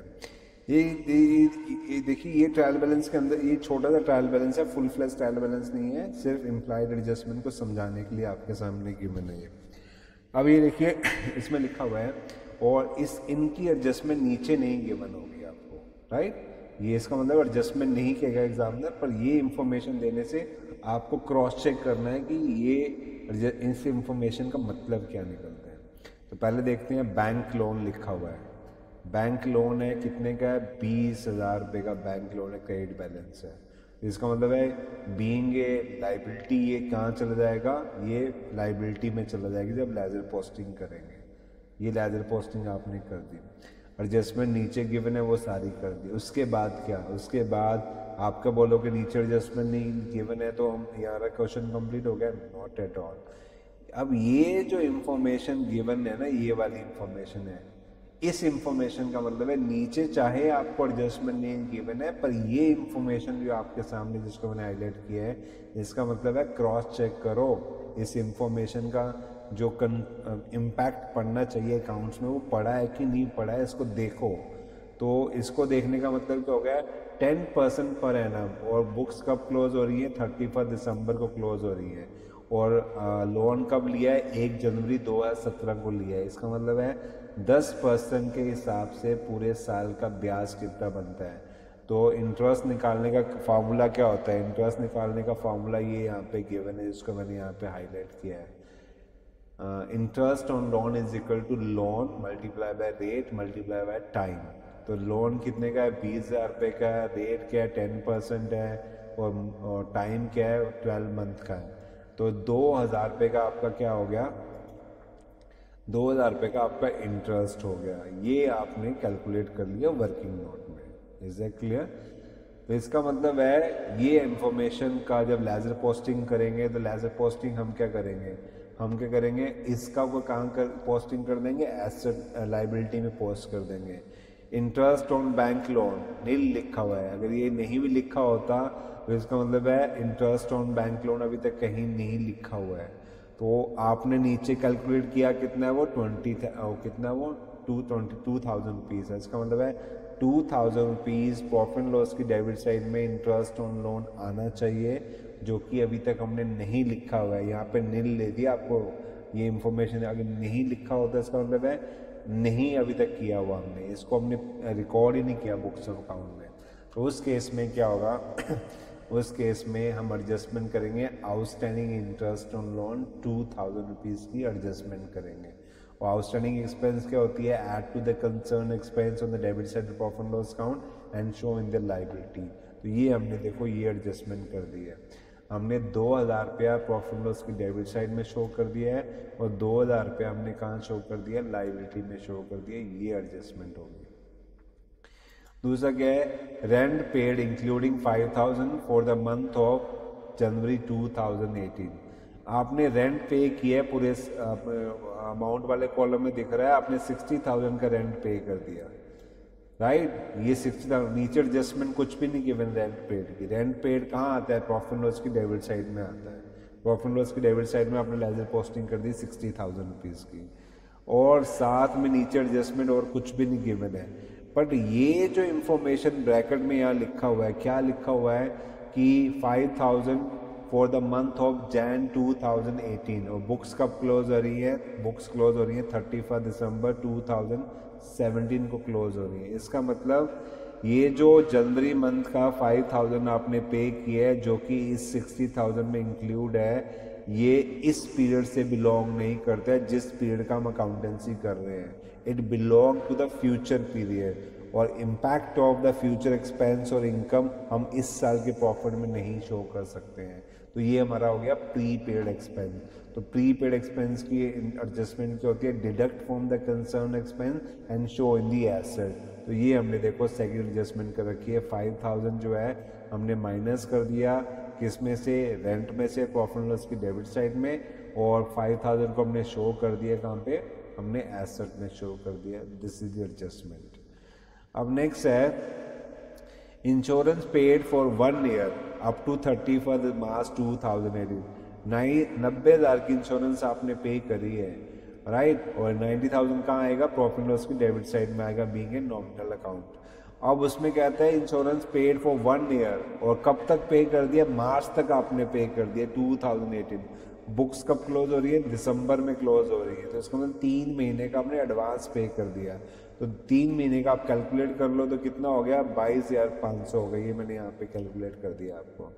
ये जो कैलकुलेट किया है 22,500 क्या है, आपका प्री पेड है। प्री पेड की एडजस्टमेंट होती है deduct from the concern expense on the debit side profit and loss account and show in the asset, वो हमने यहाँ पे शो कर दिया। ये इसकी एडजस्टमेंट होगी। नेक्स्ट कहता है रेंट रिसीव फॉर 1 ईयर। अब ये इनकम है, रिसीव वर्ड है, पे नहीं है। क्या है, रेंट रिसीव, अक्रू, ये इनकम है जो हमने रिसीव करी है, इस साल हमने रिसीव करी है। कितने की है, 72,000 रुपये की इनकम हमने रिसीव, ये यहाँ क्यों शो कर रहा है, rent receive for 1 year up to, ये क्रेडिट साइड में शो होना चाहिए, यहाँ पे गलत पोस्ट किया है। यहाँ पे rent receive for 1 year up to 31 May 2000, मतलब अकाउंट कब क्लोज हो रहे हैं, यहाँ क्लोज हो रहे हैं अकाउंट यहाँ पे दिसंबर में, और हमने मई तक का हमने रेंट रिसीव कर लिया है। तो इसका मतलब क्या हो गया, इनकम रिसीव इन एडवांस हो गई है। इनकम रिसीव इन एडवांस का मतलब क्या हो गया, 72,000 का 5 महीने का 30,000 रुपया हो गया। 30,000 रुपये का मतलब क्या हो गया, ये हमने रिसीव इन एडवांस में है। तो ये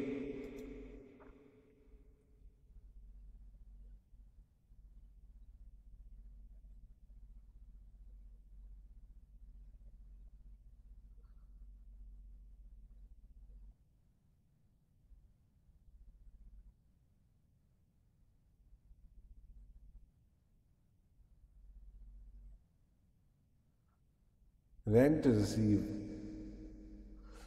ये एडजस्टमेंट यहाँ पे गलत शो हुई है, होने के चाहिए ये डिडक्ट क्या करते हैं, अक्रूड इनकम को नहीं, rent income receive in advance, तो deduct from the concern income, इसको डिडक्ट करना है यहाँ पे 30,000 को हम यहाँ से माइनस करेंगे और लाइबिलिटी में शो कर देंगे। बी तो एडजस्टमेंट ठीक है, यहाँ पे ये करेक्शन है, we will do that, correct कर लेंगे इसको। नेक्स्ट है सिचुएशन नंबर सेकंड, इसके लिए मेनली हम ये कर रहे हैं, इम्प्लाइड एडजस्टमेंट जो होती है इस तरह की होती है। देखिए वही सिचुएशन है, ऊपर वाली सिचुएशन को और मॉडिफाई कर दिया। क्या सिचुएशन मॉडिफाई कर दिया है कि बैंक से लोन लिया हमने 10% के हिसाब से 1 जनवरी 2017 को, दिसंबर में बुक्स क्लोज हो रही हैं और 20,000 रुपये का लोन है हमारा। तो इंटरेस्ट कितना बनता है, इंटरेस्ट बनता है हमारा, ये हमने कैलकुलेट कर रखा है कितना, 2,000 रुपये का इंटरेस्ट हमारा बनता है। और बुक्स अकाउंट में कितना शो हो रहा है, इंटरेस्ट ऑन बैंक लोन, वो शो हो रहा है, interest on bank loan show हो रहा है 800 रुपीज़ का शो हो गया। और एक्चुअल में लोन का इंटरेस्ट बनता कितना है, वो बनता है 2,000 रुपीज़। इसका मतलब क्या हुआ, इसका ये मतलब हुआ कि 2,000 में से 800 की तो एंट्री हमने बुक्स में कर रखेंगे, ट्रायल बैलेंस के अंदर शो हो रहा है 800 रुपीज़। ये जो 1,200 रुपीज़ है ये शो नहीं हो रहा है ट्रायल बैलेंस में। तो 1,200 क्या हो गया, आउटस्टैंडिंग इंटरेस्ट ऑन लोन हो गया। तो आउटस्टैंडिंग का मतलब क्या हो गया, 1,200 रुपया हम ऐड कर देंगे concern expense on the debit side profit and loss account, अभी तक हमने पे नहीं किया है, और इसको लाइबिलिटी में शो कर देंगे, 1,200 की लाइबिलिटी में शो कर दिया। तो ये वही ये एडजस्टमेंट नंबर 10 होगी, किसके रिगार्डिंग दी, किसके रिगार्डिंग, इम्प्लाइड और दी हिडन एडजस्टमेंट। अब जो नेक्स्ट एडजस्टमेंट हम करने जा रहे हैं वो है बैड डेप्ट की। चलो इसको स्टार्ट करते हैं, बैड डेप्ट। ओके, बैड डेप्ट की एडजस्टमेंट को डिस्कस करने से पहले ये मेरी पर्सनल एडवाइस है सभी स्टूडेंट्स के लिए कि जब फाइनल एग्जामिनेशंस में बैड डेप्ट, डिस्काउंट ऑन डेटर और अलाउंसेस ऑन डेटर और जब ये इस तरह के एडजस्टमेंट्स गिवन होती हैं, तो उसके लिए मैं इस एडजस्टमेंट को पढ़ने से पहले आपसे मैं डिस्कस करना चाहूँगा ये चीज़, ये नोट पहले आपसे पढ़ना चाहूँगा, डिस्कस करना चाहूँगा। ये नोट काफ़ी इम्पोर्टेंट है, ये मेरी अंडरस्टैंडिंग है। अगर आप इस नोट को ध्यान से पढ़ लोगे तो आपके जो 90% जो गलत बैलेंस शीट मैच करने का चांस है वो ठीक हो जाएगा आपसे, वो आपसे गलती होगी नहीं एक्चुअली में। सबसे पहले मैं ये रिकमेंड करता हूँ अपने स्टूडेंट्स को क्लास में भी कि आप जब फाइनल एग्ज़ाम में एडजस्टमेंट को हैंडल करने की या एडजस्टमेंट की ट्रीटमेंट अपनी बुक्स में करने की ट्राई करो, तो सबसे लास्ट में तो हमें एडजस्टमेंट करनी पड़ती है, कौन सी, वो करनी पड़ती है मैनेजर कमीशन बिफोर चार्जिंग और आफ्टर चार्जिंग। उसमें हमारे पास ऑप्शन नहीं है, वो सबसे लास्ट में वो यूज़ होती है वो एडजस्टमेंट, राइट। उससे सेकंड लास्ट में आपको एडजस्टमेंट करनी चाहिए, कौन सी, डेटर वाली एडजस्टमेंट्स करनी चाहिए। और डेटर में भी एक ऑर्डर फॉलो करना है। अगर ये ऑर्डर फॉलो नहीं करोगे तो बैलेंस शीट तो आपकी मैच होगी पर वो गलत मैच हो जाएगी। व्हाट डज इट मीन, मतलब डेटर में से क्या पहले माइनस होगा, फिर क्या माइनस होगा, कब क्या ऐड होगा, उसके बाद कैसे ऐड होगा, उसके लिए ये ऑर्डर आपको फॉलो करना है। उसको मैं यहाँ डिस्कस करने जा रहा हूँ। इसकी मैंने इम्पोर्टेंट नोट भी इसको लिखा हुआ है। क्या लिखा हुआ है इसके बारे में, let me increase little bit here, it's look much better now. important note, order of making adjustment from the debtor, following order strictly adhere for the deductions made from the debtors. मतलब debtor में से जब चीज़ें minus अगर आपको करनी है तो उसमें से किन किन बातों का ध्यान रखना है, उसके लिए क्या ऑर्डर फॉलो करना है, उसके लिए भी बनाए।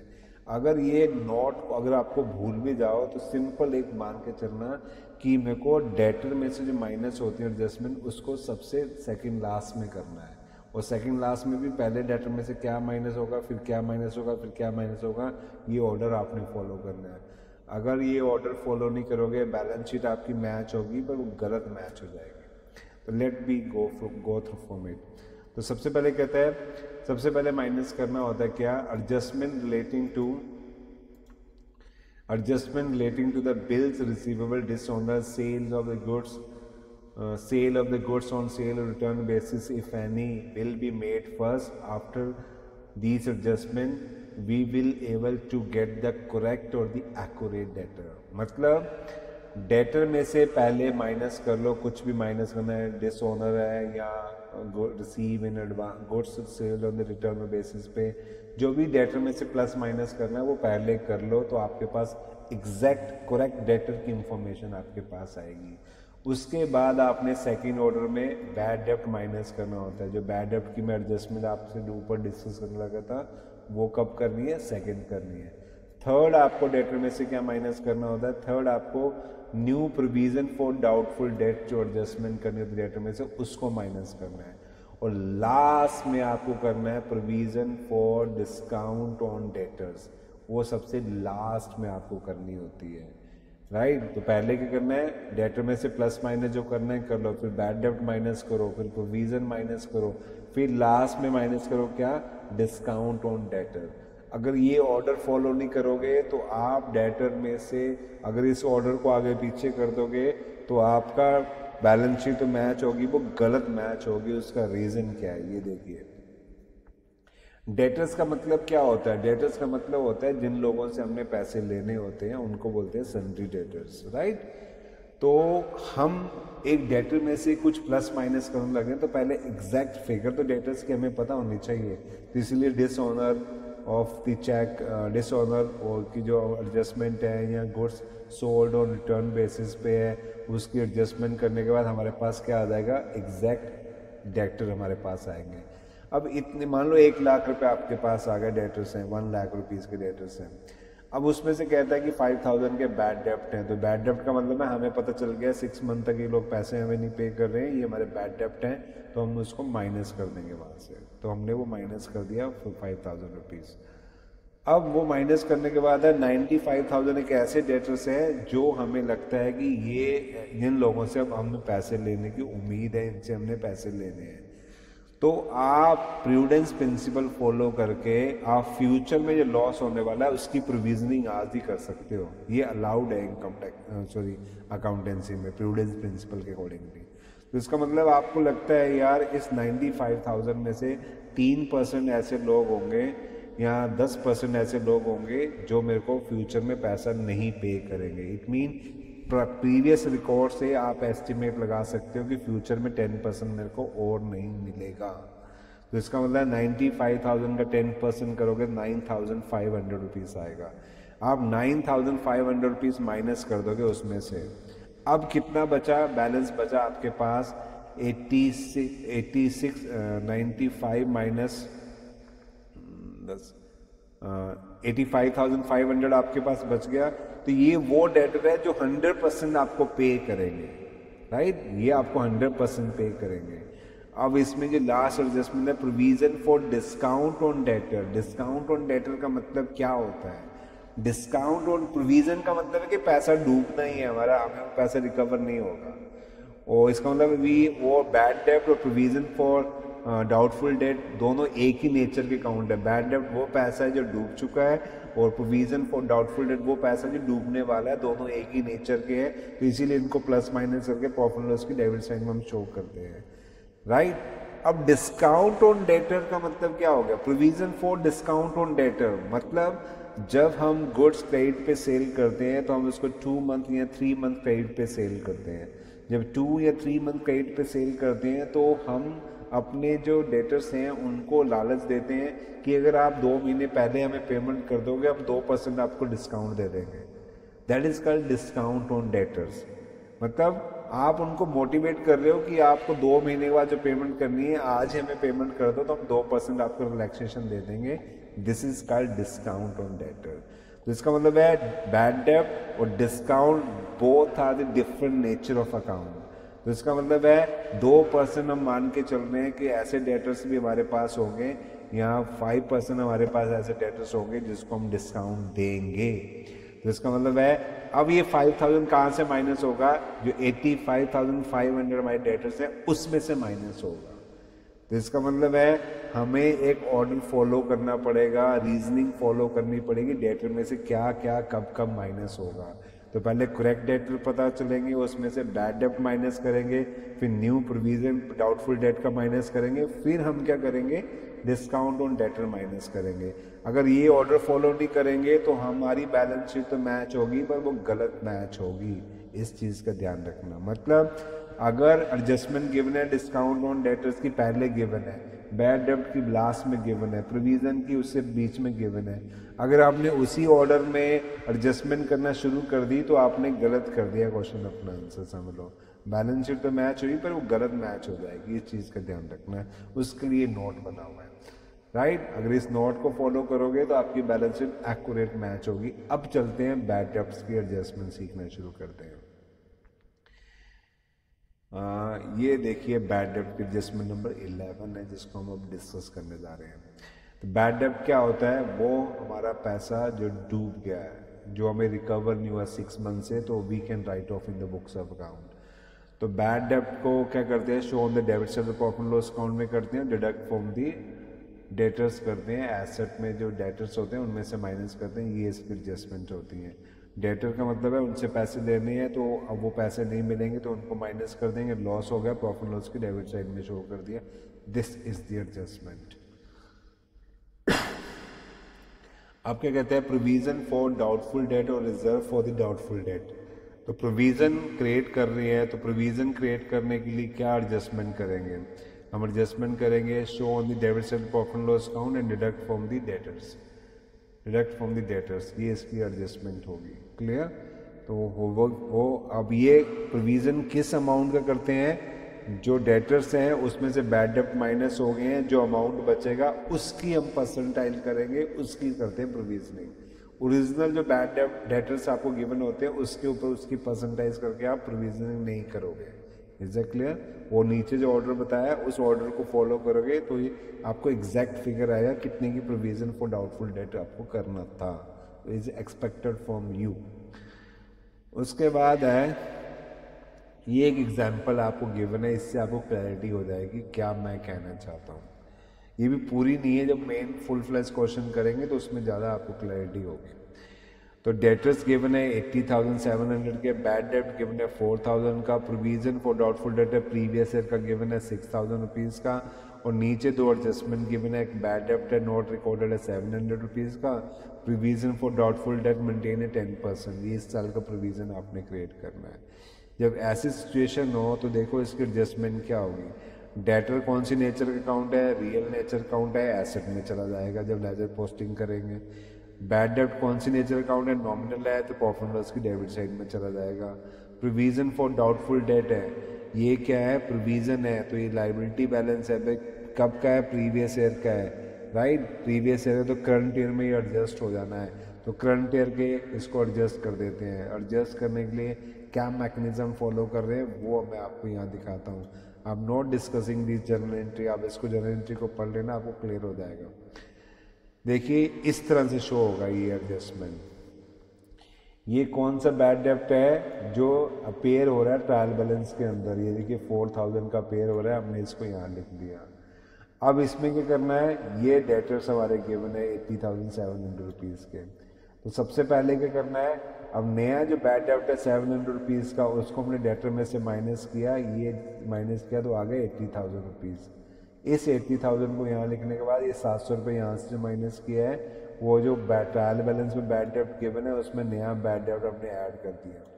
ये टोटल कितना हो गया, 4,700 रुपीज़ का हो गया। अब उसके बाद कह रहा है प्रोविज़न क्रिएट करो 10%, नया एडजस्टमेंट गिवन है 10%। तो 10% किसका होगा, 87,500 का, 80,700 का होगा कि 80,000 का होगा।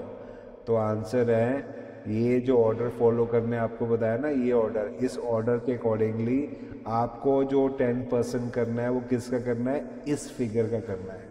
ये कौन सी फिगर है, ये वो फिगर है कि टोटल हमारे थे डेटर थे 80,700 में से, उसमें से हमें पता लगा 700 रुपये तो डूब ही चुका है, तो हमने 700 रुपये माइनस कर दिया। अब 80,000 हमने मार्केट से रिकवर करना है। अब इस 80,000 से पता चल रहा है कि हमें 10% ऐसे डाउटफुल है, फ्यूचर में हमें पे नहीं करेंगे। तो इस 80,000 का हम 10% करेंगे और प्रॉफिट एंड लॉस की डेबिट साइड में इसको ले जाएंगे। तो टोटल कितना हो गया, 4,000 और 8,000, 12,700 हो गया। ये प्रॉफिट एंड लॉस की डेबिट साइड में शो होना चाहिए। बट प्रीवियस ईयर का जो बैड डेब्ट यहाँ पे, ये देखो डाउटफुल डेट गिवन है प्रीवियस ईयर का, ये 6,000 रुपीज़ प्रीवियस ईयर का गिवन है, belong to the current year, current year के बैड डेब्ट से बिलोंग करता है। तो हम क्या करेंगे, ये जो प्रीवियस ईयर का डाउटफुल डेट है इसको यहाँ से माइनस कर देंगे। तो प्लस माइनस करने के बाद एग्जैक्ट में 6,700 रुपीज़ प्रॉफिट एंड लॉस की डेबिट साइड में शो करेंगे। हमने ऐसा क्यों किया, हमने ऐसा इसलिए किया क्योंकि जो अकाउंटिंग स्टैंडर्ड 1 है, डिस्क्लोजर ऑफ अकाउंटिंग पॉलिसी, वो क्या कहता है कि प्रॉफिट लॉस और बैलेंस शीट और ट्रेडिंग अकाउंट में जब अमाउंट वाले कॉलम में आप कोई आइटम का अमाउंट दिखाते हो तो एक आइटम में से जितना प्लस माइनस हो सकता है उसको प्लस माइनस करके नेट फिगर आपको यहाँ दिखानी होती है। तो उसी को एडहेयर करने के लिए हमने डेटर शो किए 6,700 इंस्टेड ऑफ दी, इनको बार बार मैं दिखाऊँ, अलग अलग करके दिखाऊँ, प्लस माइनस करके नेट फिगर हमने दिखा दिया। और ये देखिए 72,000 रुपीज़ के डेटर्स हमारे बचे, उनको हमने यहाँ शो कर दिया। This is the treatment of the bad debt and the discount on debt, provision for doubtful debt. अब नेक्स्ट है provision for discount on debtors. Provision for discount on debtor की एडजस्टमेंट है, अगर मैं इसी क्वेश्चन को कंटिन्यू करता हूँ, कह रहा है 5% करो provision for discount on debtors. तो डेटर में ये 72,000 जो बचेगा नीचे, इसका 5% होगा फिर, क्योंकि डिस्काउंट ऑन डेटर कब होगा, लास्ट में होगा, राइट। वो कब होगा, बैड डेट हो चुका होगा, डाउटफुल डेट निकाल चुके होंगे, तो हमें वो डेटर चाहिए जो 100% हमें पे करेंगे। तो वो 100% पे करने वाले कौन से हैं, 72,000 रुपीज़ जो बचा है ये है। अगर हमें डिस्काउंट देना पड़ेगा तो किन को देना है, इनको डिस्काउंट देना है, 72,000 हमने रिकवर करना है मार्केट से। तो दिस इज कॉल्ड 72,000 रुपीज़, इनको हम ये 70,000 है, इसको हम डिस्काउंट पे करेंगे। तो डिस्काउंट और मैंने बताया बैड डेट दोनों सेपरेट नेचर के हैं, तो इसका मतलब है इसमें से जो माइनस करेंगे 5% उसको, उसके बाद नेट अमाउंट जो है डेटर्स का यहाँ रिकॉर्ड कर देंगे, और डिस्काउंट ऑन डेटर है वो बैड डेट में यहाँ पे ऐड नहीं करेंगे, उसको सेपरेटली शो करेंगे debit side profit and loss account, क्योंकि nature of expense is difference. Bad debt और डिस्काउंट दोनों क्या डिफरेंस नेचर के हैं, तो उसको यहाँ प्रॉफिट एंड लॉस की डेबिट साइड में शो करेंगे। ये यहाँ पे आपको बता दिया, show on the debit side profit and loss account and deduct from the debtors in the asset, this is the adjustment.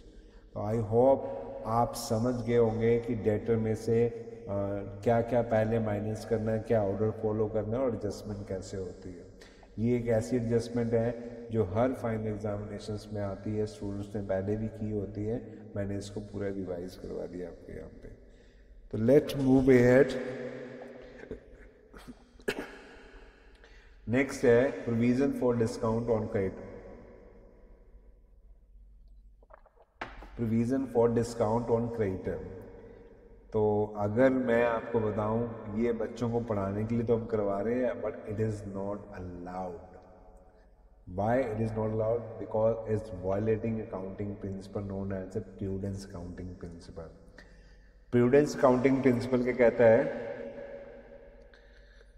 Prudence नहीं, ये अलाउड है discount, provision for discount on creditor, नहीं ये शो कर सकते हैं हम इसको, कोई नहीं। ये क्या है कि जिन लोगों को हमने पेमेंट करनी है फ्यूचर में। क्रेडिटर्स कौन होते हैं? जिनको हमने पेमेंट करनी होती है। तो जिन लोगों को हमने पेमेंट करनी है उनसे हमें डिस्काउंट मिलेगा अगर उनकी पेमेंट हम पहले कर देंगे। That is called discount on creditor. ये हमारी इनकम है, तो हम क्या करेंगे, हम शो कर देंगे इनकम को credit side profit and loss account में और डिडक्ट फ्रॉम द क्रेडिटर्स कर देंगे, लाइबिलिटी में से क्रेडिटर में से माइनस कर देंगे। ये इसकी एडजस्टमेंट्स हो जाएगी। Sorry, I want to say something else और इसके रिगार्डिंग प्रोविजन, बट वो रेलिवेंट नहीं था इस पॉइंट को। तो इसका मतलब सिंपल सी एडजस्टमेंट है, क्या है, show on the credit side the profit and loss account and deduct from the creditors।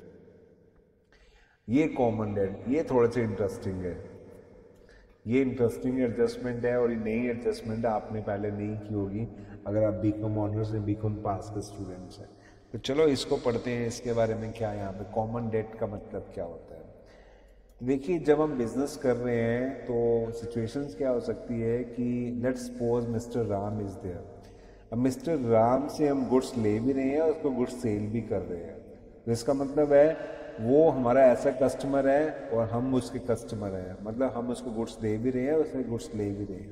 तो इसका मतलब है सिचुएशन ऐसी भी आ सकती है कि हमने उसके पैसे देने हैं और उसने हमारे पैसे देने हैं। ये सिचुएशन हो सकती है। मतलब कि राम का जब हमने बुक्स ऑफ अकाउंट बनाए तो हमने देखा राम हमारे डेटर्स में इंक्लूड कर रहा है, उसको हमने 10,000 रुपीज़ पे करना है। और जब हमने यहाँ देखा क्रेडिटर अकाउंट में देखे तो हमने देखा राम को हमने भी 15,000 रुपीज़ पे करने हैं। तो इसका मतलब 10,000 उससे लेने हैं, वो डेटर में इंक्लूड है, और 15,000 हमने उसको पे करना है, वो क्रेडिटर में इंक्लूड है। तो अब इसको बोलते हैं कॉमन डेट एडजस्टमेंट। तो इसकी एडजस्टमेंट की ट्रीटमेंट क्या होती है, least amount is known as a common debt. मतलब 10,000 और 15,000 में छोटा कौन सा है? 10,000 छोटा है, ये लीस्ट अमाउंट है, ये दोनों में से माइनस हो जाएगा, डेटर में से माइनस हो जाएगा और क्रेडिटर में से माइनस हो जाएगा। तो ये एडजस्टमेंट अपने आप ही हो जाएगी। इससे क्या निकलेगा कि 10,000 में जो लीस्ट है डेटर में से माइनस करेंगे, तो इसका मतलब है 10,000 रुपये उससे लेना था, 10,000 में माइनस कर दिया, अब उससे हमने कुछ नहीं लेना। और क्रेडिटर में 15,000 रुपीज़ है, उसमें से 10,000 माइनस कर दिया, तो इसका मतलब अब हमने उसको 15,000 रुपये नहीं पे करने, उसको 5,000 ही पे करने हैं। तो इसका मतलब एडजस्टमेंट होगी, ये बैलेंस शीट हमारी मैच हो गई। This is called adjustment of the common debt. मतलब least amount is known as a common debt and that least amount should be subtracted from the both, creditor से भी minus कर दो, debtor में से माइनस कर दो। This is the answer. ये लिखा हुआ यहाँ पे लिखा हुआ है deduct from the debtor the amount of the common debt of the asset and deduct from the liability the common amount of the debt in the liability. This is the amount common debt. अब आ गया adjustment number 16 में हम पहुंच गए हैं। इसको बोलते हैं एडजस्टमेंट ऑफ द लॉसेस। अब लॉसेस भी बिजनेस में कितनी तरह के लॉसेस होते हैं? 2 तरह के लॉसेस हो सकते हैं, अब normal loss of the goods और loss of the fixed asset. मतलब जो गुड्स हमारे पास हैं उनके लॉस हो सकते हैं और जो एसेट हमारे पास है उनके लॉस हो सकते हैं। तो ये एक ऐसी सिचुएशन है वो आप डिस्कस करने जा रहे हैं जिसमें 3, अभी तक जो आपने एडजस्टमेंट देखी है उसमें क्या देखा आपने, 2 एडजस्टमेंट्स देखी हैं, राइट। अब ऐसी सिचुएशन भी आएगी जिसमें 3 एडजस्टमेंट्स आपके पास होंगी। Let be understand one by one. तो पहले पढ़ते हैं अबनॉर्मल लॉस ऑफ गुड्स क्या होते हैं। अबनॉर्मल लॉस ऑफ गुड्स ऐसे व्हाट इज कॉल्ड अबनॉर्मल। देखिए, जब आप कॉस्ट काउंटिंग पढ़ेंगे फ्यूचर में तो उसमें आपको पढ़ाया जाएगा costing of the goods produce की, जब आपको निकालना होता है तो उसमें डिटेल में पढ़ाते हैं उसमें। तो लॉस जो होते हैं वो 2 तरह के लॉस होते हैं जो गुड्स के रिगार्डिंग होते हैं। एक होता है नॉर्मल लॉस, एक होता है अबनॉर्मल लॉस। जो नॉर्मल लॉस है इसको हम बुक्स ऑफ अकाउंटिंग में लेके नहीं आते हैं, रिकॉर्डिंग नहीं करते हैं फाइनेंशियल अकाउंटिंग में। अबनॉर्मल लॉस को हम रिकॉर्ड करते हैं, राइट। नॉर्मल लॉस जो होते हैं उनको हम फाइनेंशियल अकाउंटिंग में बुक्स में रिकॉर्ड ही नहीं करते हैं, जब कॉस्ट अकाउंटिंग करते हैं उसमें ही हम एडजस्ट कर देते हैं उसको। Cost of the asset purchase है उसमें ही एडजस्ट कर दिया जाता है the amount of normal loss. अब नॉर्मल लॉस होता क्या है गुड्स का? नॉर्मल लॉस का मतलब होता है कि ऐसा लॉस है जिसको अवॉइड नहीं किया जा सकता, जो कि होने ही होने होते हैं because of the nature of the goods. जैसे आप पेट्रोलियम का बिजनेस कर रहे हैं, अब पेट्रोलियम का बिजनेस कैसा बिजनेस है कि पेट्रोल जब one place to other place हम ट्रांसपोर्टेशन करेंगे तो nature of the product as such कि वो इवेपोरेट हो जाएगा, इतना इतना वो हल्का है कि उड़ जाएगा, आप खुला रखेंगे उसको। तो इसका मतलब है अगर 10 लीटर पेट्रोल एवेपोरेट हो गया तो क्या उस लॉस को क्या बोलेंगे, उसको बोलते हैं नॉर्मल लॉस, राइट। उसको फाइनेंशियल काउंटिंग में हम रिकॉर्डिंग में नहीं लेते हैं, वो कॉस्ट काउंटिंग में अपने आप एडजस्ट हो जाता है। Cost of the purchase of the goods purchase में उसी में कॉस्टिंग को हम इंक्रीज कर देते हैं। अब बात करते हैं एबनॉर्मल लॉस। एबनॉर्मल लॉस वो लॉसेस होते हैं जिनको अवॉइड किया जा सकता है, जो कि ह्यूमन एरर के कारण होते हैं, उनको बोलते हैं एबनॉर्मल लॉस। उसको फाइनेंशियल काउंटिंग में रिकॉर्डिंग में लेते हैं, तो उसके बारे में हम यहाँ पे डिस्कशन करने जा रहे हैं। जैसे हमने गोडाउन में वायर पे आग लगी है, आग लगने से हमारे गुड्स डिस्ट्रॉयड हो गए, तो ये क्या कौन सा लॉस हुआ? एबनॉर्मल लॉस हुआ। अगर वायर सही होती, गोडाउन सही जगह पे होता, बाढ़ वाले एरिया में नहीं होता, हमारी गलती से नहीं गुड्स खराब हुए, उसको एबनॉर्मल लॉस बोला गया। अब एबनॉर्मल लॉस जब हो रहे हैं तो उसमें देखिए क्या इफ्स एंड बट्स होंगे, उनको वन बाय वन करके यहाँ पर डिस्कस करने जा रहे हैं। तो पहला क्या है? Loss of the goods which are not insured. एक ऐसे गुड्स हैं जो कि इंश्योर्ड नहीं थे। तो गुड्स हैं, जब भी लॉस ऑफ द गुड्स की बात आएगी, loss use of the goods बात आएगी, तो पहली एडजस्टमेंट तो आपको करनी क्या है कि total amount of the loss of the goods है वो परचेज में से माइनस होगा। सिंपल सी एक एडजस्टमेंट है, आगे आने वाली 5 एडजस्टमेंट है परचेज में से माइनस होनी है। उसके बाद दूसरा इम्पैक्ट देखना क्या हुआ, उसके अकॉर्डिंगली हमने डिसीजन लेना है। तो इसका मतलब है गुड्स है जो आपके डिस्ट्रॉयड हो गए by fire, by theft, by accident, what ever the reason, तो पहली एडजस्टमेंट और उसकी इंश्योरेंस भी नहीं करा रखी है, तो उसकी एडजस्टमेंट क्या होगी? तो परचेज में से माइनस होगा। परचेज में से माइनस कर दिया, अब इंश्योरेंस कंपनी वाले हमें पे नहीं करे, हमें ही सारा लॉस पेयर करना है, तो ये कहाँ आएगा? प्रॉफिट लॉस की डेबिट साइड में आएगा। मतलब 10,000 रुपये के गुड्स थे जो आग लगने से ख़राब हो गए हैं, तो उसकी ट्रीटमेंट क्या होगी? उसकी इंश्योरेंस हमने नहीं करवा रखी है, तो उसकी आंसर होगा 10,000 रुपये परचेज में से माइनस होगा, 10,000 रुपये प्रॉफिट लॉस की डेबिट साइड में आएगा। ये इसकी एडजस्टमेंट है, ये हमने यहाँ पे एक्सप्लेन की हुई है यहाँ पे आपको। बी एडजस्टमेंट है loss of the goods fully insured, और इंश्योरेंस कंपनी कह रही है कि हम 100% आपका क्लेम पास कर देंगे। मतलब 15,000 के गुड्स थे, उसको आग लग गई है, ख़राब हो गए हैं, और उसके बाद इंश्योरेंस आपने करवा रखी थी, इंश्योरेंस कंपनी एग्री टू पे इंटायर क्लेम, तो उसकी ट्रीटमेंट क्या होगी? परचेज में से तो माइनस होना ही है, परचेज में से माइनस कर देंगे 15,000 रुपीज़। अब क्योंकि हमारा लॉस नहीं है, इंश्योरेंस कंपनी हमें पे करेगी, अभी तक पे नहीं किया, आउटस्टैंडिंग है, दे एग्री टू पे, राइट। तो प्रॉफिट लॉस की डेबिट साइड में नहीं आएगा, वो कहाँ आएगा? वो आएगा लाइबिलिटी एसेट में आएगा, इंश्योरेंस क्लेम, फ्यूचर में पैसा हमें मिलना है। तो दिस इज द एडजस्टमेंट। क्या है? 15,000 रुपीज़ हम माइनस कर दिया परचेज में से, और amount of the total loss of goods shown in the asset as a insurance claim, ये है सेकंड एडजस्टमेंट। थर्ड प्रोबेबिलिटी क्या होगी? इंश्योरेंस कंपनी इतनी भी साफ सुथरी नहीं है कि वो 100% क्लेम देती हैं, वो कुछ ना कुछ काटते हैं हमेशा ही।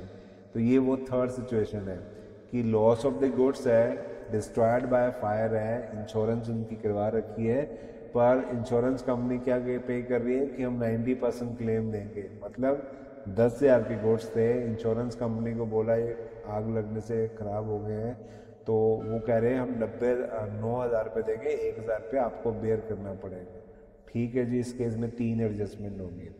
परचेज में से 10,000 ही माइनस होगा, इंश्योरेंस कंपनी कितना पे करिए? 9,000 रुपये, तो एसेट में चला जाएगा इंश्योरेंस क्लेम, और बाकी बचा जो इंश्योरेंस कंपनी नहीं पे कर रही है, डिफरेंस है, वो है 1,000 का, वो कहाँ आएगा? प्रॉफिट लॉस की डेबिट साइड में आएगा।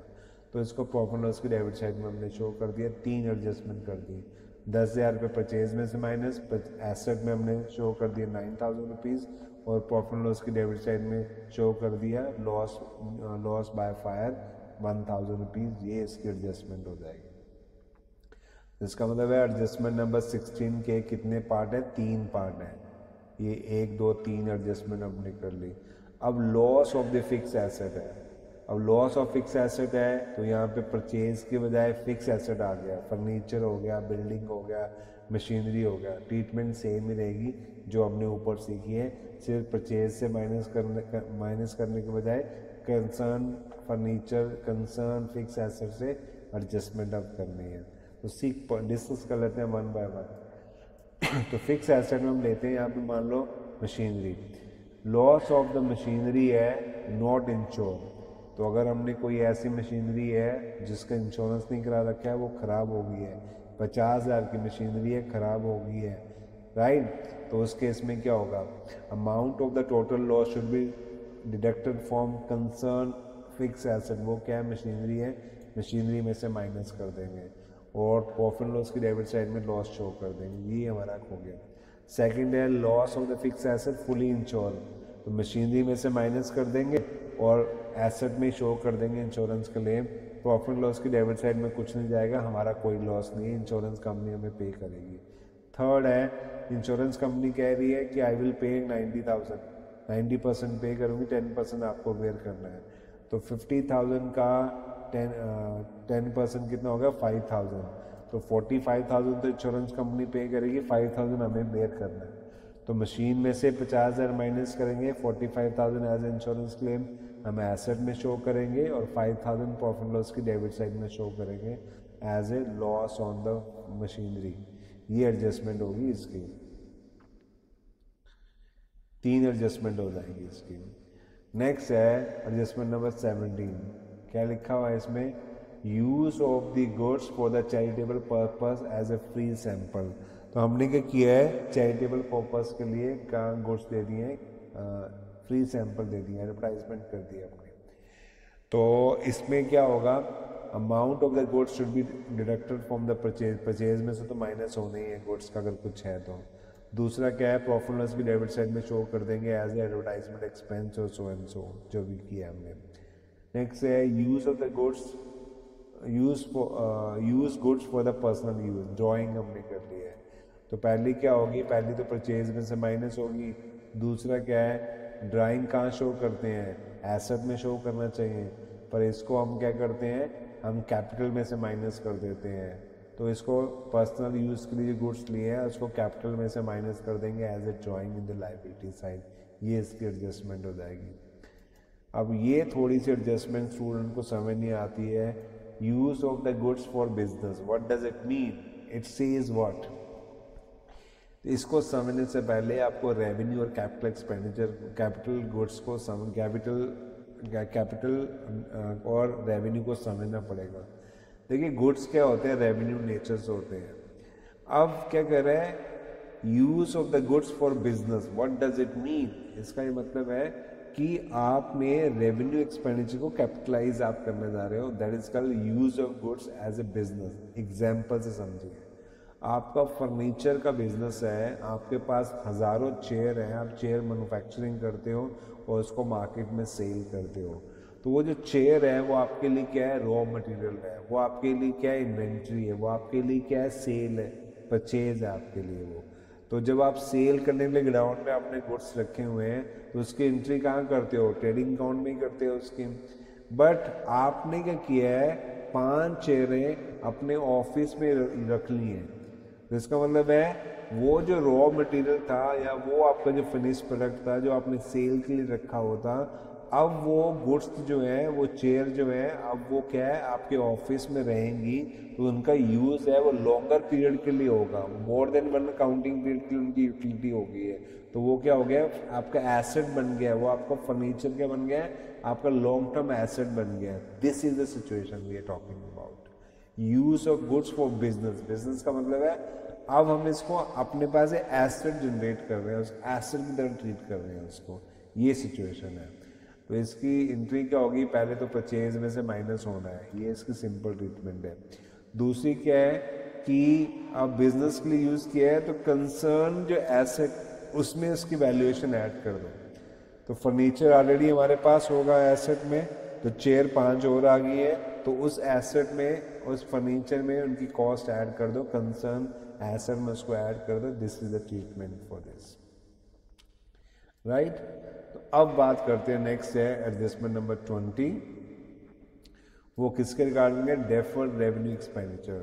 डेफर्ड रेवेन्यू एक्सपेंडिचर का मतलब क्या होता है? देखिए, रेवेन्यू एक्सपेंडिचर क्या होते हैं जिनको हम प्रॉफिट लॉस की डेबिट साइड में शो करते हैं। रेवेन्यू का मतलब है प्रॉफिट लॉस अकाउंट में, कैपिटल एक्सपेंडिचर का मतलब है बैलेंस शीट में हम शो करते हैं। That is the meaning of it. यहाँ डेफर का मतलब क्या है? डेफर का मतलब है कि हम जो अपने रेवेन्यू एक्सपेंडिचर है उसको क्या कर रहे हैं, पोस्टपोन कर रहे हैं, डेफर कर रहे हैं। What does it mean? इसको समझिए कि आपने जैसे एक एडवर्टाइजमेंट के लिए कुछ अमाउंट स्पेंड किया। लेट्स यहाँ पे एग्जांपल गिवन है कि आपने 1 लाख रुपया स्पेंड किया एडवर्टाइजमेंट के ऊपर, और आपको पता है कि जब benefit of this advertisement is going to be drawn from the coming 5 year, 5 साल इसका बेनिफिट बिजनेस को होने वाला है। तो अगर आप उस 1 लाख रुपए को जिस साल आपने खर्चा किया उसी साल के प्रॉफिट में शो कर देंगे तो वो जस्टिफाइबल नहीं होगा, क्योंकि benefit of that 1 lakh rupees is going to be drawn in the coming 5 year. तो इसकी एडजस्टमेंट क्या होगी? इसकी एडजस्टमेंट होगी कि डेफर रेवेन्यू एक्सपेंडिचर को करते हैं कि हम पर ईयर का हम कैलकुलेट कर लेते हैं और उसके अकॉर्डिंगली हर साल चार्ज कर देते हैं, हर साल राइट ऑफ करते रहते हैं। एग्जाम्पल यहाँ पे गिवन है कि 1 लाख रुपए का है, उसका बेनिफिट 5 साल होने वाला है, तो पर साल कितने होने का? 20,000 रुपये का होगा। तो 20,000 रुपये का आप प्रॉफिट लॉस की डेबिट साइड में शो करोगे और बैलेंस 80,000 रुपीज़ कहाँ शो करोगे? एसेट में शो करोगे as a deferred revenue expenditure. This is the treatment.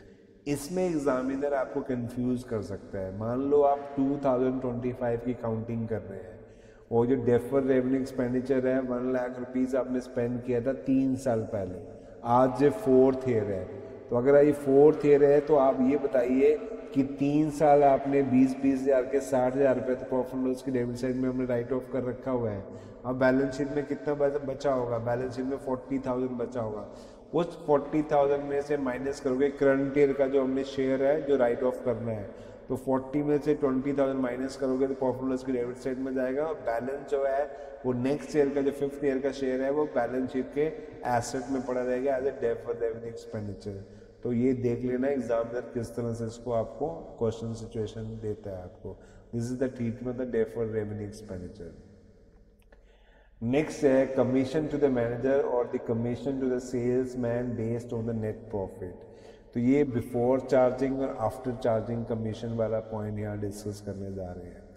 तो देखिए, मैनेजर कमीशन जब देनी होती है उसका फॉर्मूला क्या होता है? उसका फॉर्मूला होता है manager commission on the net profit before charging such commission. एक होता है आफ्टर चार्जिंग, ये होता है बिफोर चार्जिंग। तो मैनेजर कमीशन का जो फार्मूला होता है net profit before commission multiply by rate of commission divide by 100, right? ये फार्मूला होता है किस केस में? अगर नेट प्रॉफिट बिफोर चार्जिंग सच कमीशन गिवन है आपको, तो ये फार्मूला है। इस फार्मूला के अकॉर्डिंगली आप कमीशन निकाल सकते हो। फिर उस कमीशन क्योंकि अभी तक पे नहीं किया है तो आउटस्टैंडिंग कमीशन है, तो आउटस्टैंडिंग कमीशन की क्या एडजस्टमेंट होती है, आउटस्टैंडिंग एक्सपेंस की क्या एडजस्टमेंट होती है, show on the debit side of the amount manager commission on the profit loss account and show in the asset. ये इसकी एडजस्टमेंट्स होती है। अगर मैनेजर के कहते हैं आफ्टर चार्जिंग सच कमीशन है, तो आफ्टर चार्जिंग कमीशन है तो इसका क्या फार्मूला होगा? Net profit before commission multiply by rate of commission divide by 100 plus rate of commission. तो आपको ये पता है कि रेट ऑफ कमीशन अगर आफ्टर चार्जिंग है तो इसकी कैसे हम एडजस्टमेंट निकालते हैं।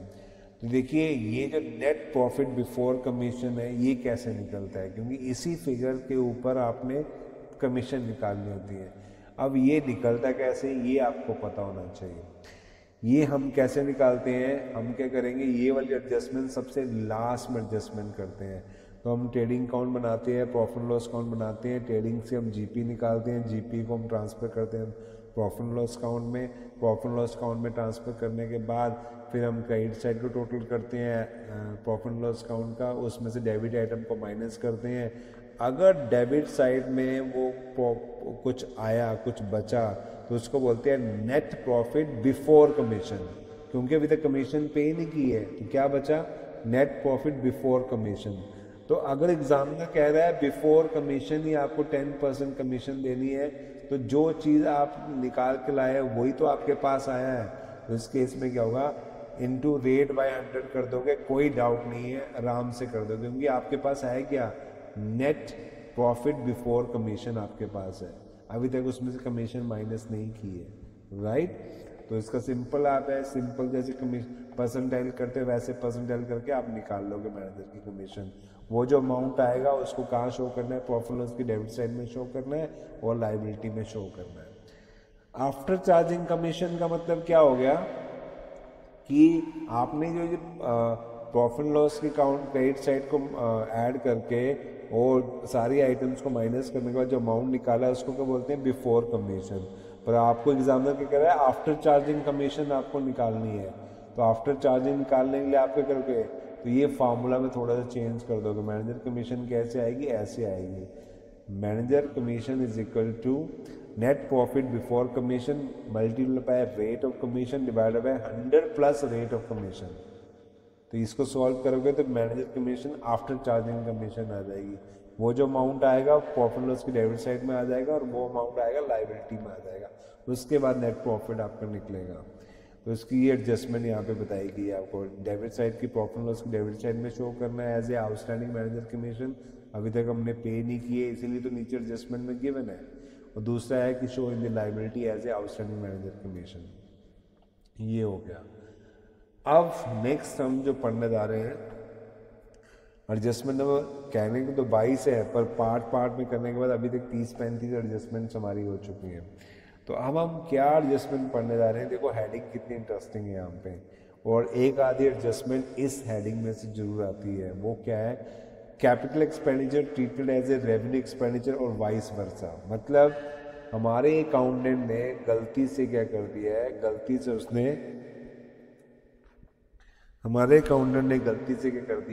से उसने कोई ऐसी ट्रीटमेंट कर दी है जो कि उसको नहीं करनी चाहिए। मतलब कैपिटल एक्सपेंडिचर हमें पता है बैलेंस शीट में आते हैं, रेवेन्यू एक्सपेंडिचर हमें पता है प्रॉफिट लॉस अकाउंट और ट्रेडिंग अकाउंट में आते हैं, और हमारे अकाउंटेंट ने गलती से क्या कर दिया है, फंडामेंटल जो अकाउंटेंसी है उसमें एरर कर दिया है।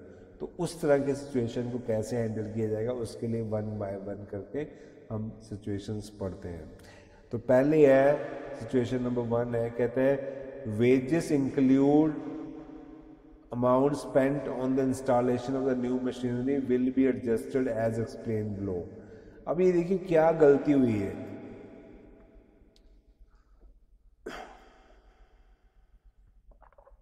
देखिए वेजेस कहाँ पे आते हैं, वेजेस हमारे डायरेक्ट एक्सपेंस होते हैं, वो कहाँ पे आते हैं, वो आते हैं प्रॉफिट लॉस की ट्रेडिंग अकाउंट के डेबिट साइड में आते हैं, वेजेस वहीं पे शो करते हैं। अब कहते हैं wages include amount spent on the installation of the new machine. और हिस्टोरिकल कॉस्ट कॉन्सेप्ट में आपको क्या पढ़ाया जाता है, यही पढ़ाया जाता है कि जब कोई हम नया एसेट परचेज करते हैं तो परचेज के इंस्टॉलेशंस के बाद ट्रायल करने तक और उसकी फ्यूचर इंस्टॉलेशन की जो कॉस्ट है, डिसमेंटलिंग की कॉस्ट तक, ये मैं PP10 में डिटेल में पढ़ाऊंगा कॉस्ट ऑफ एसेट कैसे निकालते हैं, क्योंकि वो जो पहले आपने सीखा हुआ पूरा चेंज हो गया है AS10 आने के बाद। तो जितना भी आपने सीखा हुआ है, आपने ये सीखा हुआ है at the time of purchase of asset all the expenditure whether incur in the nature of the revenue or the capital should be capitalized। capitalize का मतलब है cost of asset में ऐड कर दो। इसका मतलब है ये जो wages हमने स्पेंड किया था नया एसेट लेने के लिए, ये उसकी कॉस्ट में ऐड होगा, एसेट की कॉस्ट में ऐड होगा, राइट। हमारे अकाउंटेंट ने क्या गलती कर दी है, उसने इस वेजेस को सिंपल वेजेस मान लिया और वेजेस जो प्रॉफिट ट्रेडिंग अकाउंट के डेबिट साइड में शो हो रहे हैं उसी में इसने क्या कर दिया है, इसको ऐड कर दिया है। तो ये अकाउंटेंट से गलती हो गई। ठीक है जी, गलती हुई तो इसको ठीक कर लेते हैं। ठीक कैसे करेंगे, जितने भी वेजेस इंस्टॉलेशन के टाइम हमने स्पेंड किया है वो प्रॉफिट ट्रेडिंग अकाउंट के डेबिट साइड में जो वेजेस लिखे हैं उसमें से माइनस कर देंगे। माइनस कर दिया, दूसरा इम्पैक्ट क्या होगा, अभी तक मशीन में ऐड नहीं किए हुए हैं तो मशीन में इसको ऐड कर देंगे, उससे वो ठीक हो जाएगी, ये एडजस्टमेंट हो जाएगी इस केस में। नेक्स्ट है purchase of the asset include in purchase will be adjusted as explain below. हमने क्या किया है, हमने परचेज किया फर्नीचर, हमने परचेज की मान लो मशीनरी, मशीनरी परचेज करने के बाद हमारे अकाउंटेंट ने क्या किया, सिंपल परचेज में इसको रिकॉर्ड कर दिया। मतलब परचेज क्या होती है, रेवेन्यू एक्सपेंस होते हैं, उसको ट्रेडिंग अकाउंट के डेबिट साइड में शो करते हैं। और दी मशीनरी क्या होते हैं, कैपिटल एक्सपेंडिचर होता है, उसको कहाँ शो करते हैं, एसेट में शो करते हैं। हमारे अकाउंटेंट ने वो जो परचेज है वो कहाँ रिकॉर्ड कर दिए, ट्रेडिंग अकाउंट के डेबिट साइड में शो कर दिए। तो ठीक करने के लिए जितना गलत ऐड किया उसको माइनस कर देंगे, और जहाँ पे ऐड नहीं किया उसको वहाँ पे री ऐड कर देंगे। तो ये देखिए एडजस्टमेंट होगी हमारी ठीक। Deduct from the purchase and add to the concern expense, ठीक हो जाएगा। नेक्स्ट है sale include sale of the furniture will be adjusted as explain below. देखिए जब हम गुड्स सेल करते हैं तो उसको ट्रेडिंग अकाउंट के क्रेडिट साइड में रिकॉर्ड करते हैं। जब कोई एसेट सेल करते हैं तो हम क्या करते हैं, उस केस के एसेट सेल करते हैं तो एसेट में से माइनस करते हैं, सेल में नहीं शो करते हैं उसमें। तो देखो हमारे उसने क्या कर दिया है, अकाउंटेंट ने गलती कर दी है, अननेसेसरी सेल में ऐड कर दिया, उसको बढ़ा दिया सेल को। सेल करेंगे तो उससे क्या होगा, सेल क्रेडिट साइड में आती है तो उससे बढ़ेगी ना सेल। तो ठीक करने के लिए हम क्या करेंगे, सेल में से उसको माइनस कर देंगे।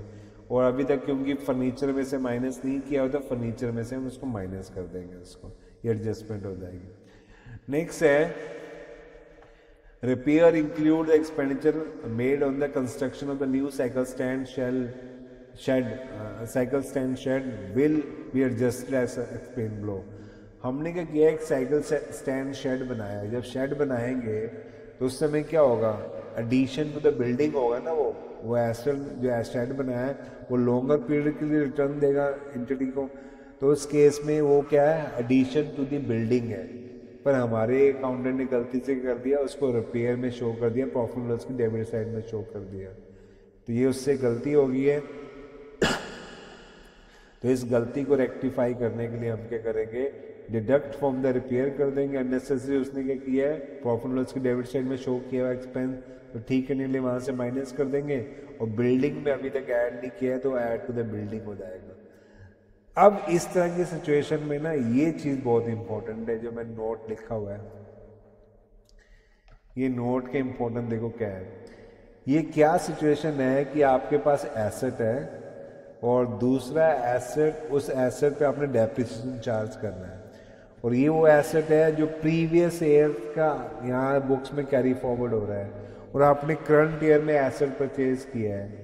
और एसेट परचेज करने के बाद तो प्रीवियस ईयर में तो पूरे साल का डेप्रिसिएशन लगेगा, जो करंट ईयर में जितने मंथ आप यूज करोगे उतने मंथ का डेप्रिसिएशन आप चार्ज करोगे, राइट, ऐसे ही होगा। तो ये नोट ये कहता है, in this kind of situation where the capital expenditure treated as a revenue expenditure or vice versa, following adjustment point should be kept in mind while making the above adjustment. The amount of depreciation on the part of the asset sold or the new asset added to be or to the old asset should be calculated carefully, and same will be adjusted in the books of account on account as per the explanation given in the adjustment number 4 of the depreciation of the asset. देखिए कितना बड़े यहाँ पे explanation आपको given है। क्या मतलब है इसका, कि देखिए जब हम एसेट सेल करेंगे तो हम ये देखेंगे कितने मंथ यूज करने के बाद सेल कर रहे हैं। जब भी सेल करते हैं तो 3 चीजें हमें कैलकुलेट करनी होती हैं। What is the sale consideration, what is the amount of depreciation till the asset use and sold, और थर्ड है प्रॉफिट और लॉस फ्रॉम द सेल। और जब भी हम परचेज करते हैं तो 3 चीज़ें कैलकुलेट करते हैं, कितना अमाउंट स्पेंड किया, कब किया, उतने मंथ का डेप्रिसिएशन चार्ज करते हैं, और उसका प्रीवियस है उसको पूरे साल का डेप्रिसिएशन चार्ज करते हैं। तो डेप्रिसिएशन का आपने ध्यान रखना है, उस केस में भूल मत जाना उस वाली एंटिटी के लिए, यही कहने का मतलब है। और प्रॉफिट जो लॉस हुआ एसेट को सेल करने से, उसको प्रॉफिट लॉस में एडजस्ट करना है। प्रॉफिट हुआ तो क्रेडिट साइड में आएगा, लॉस हुआ तो डेबिट साइड में आएगा। उसके रिगार्डिंग ये पॉइंट नंबर 2 आपको गिवन है। तो नेक्स्ट पढ़ते हैं error, accounting error and omission. Next adjustment है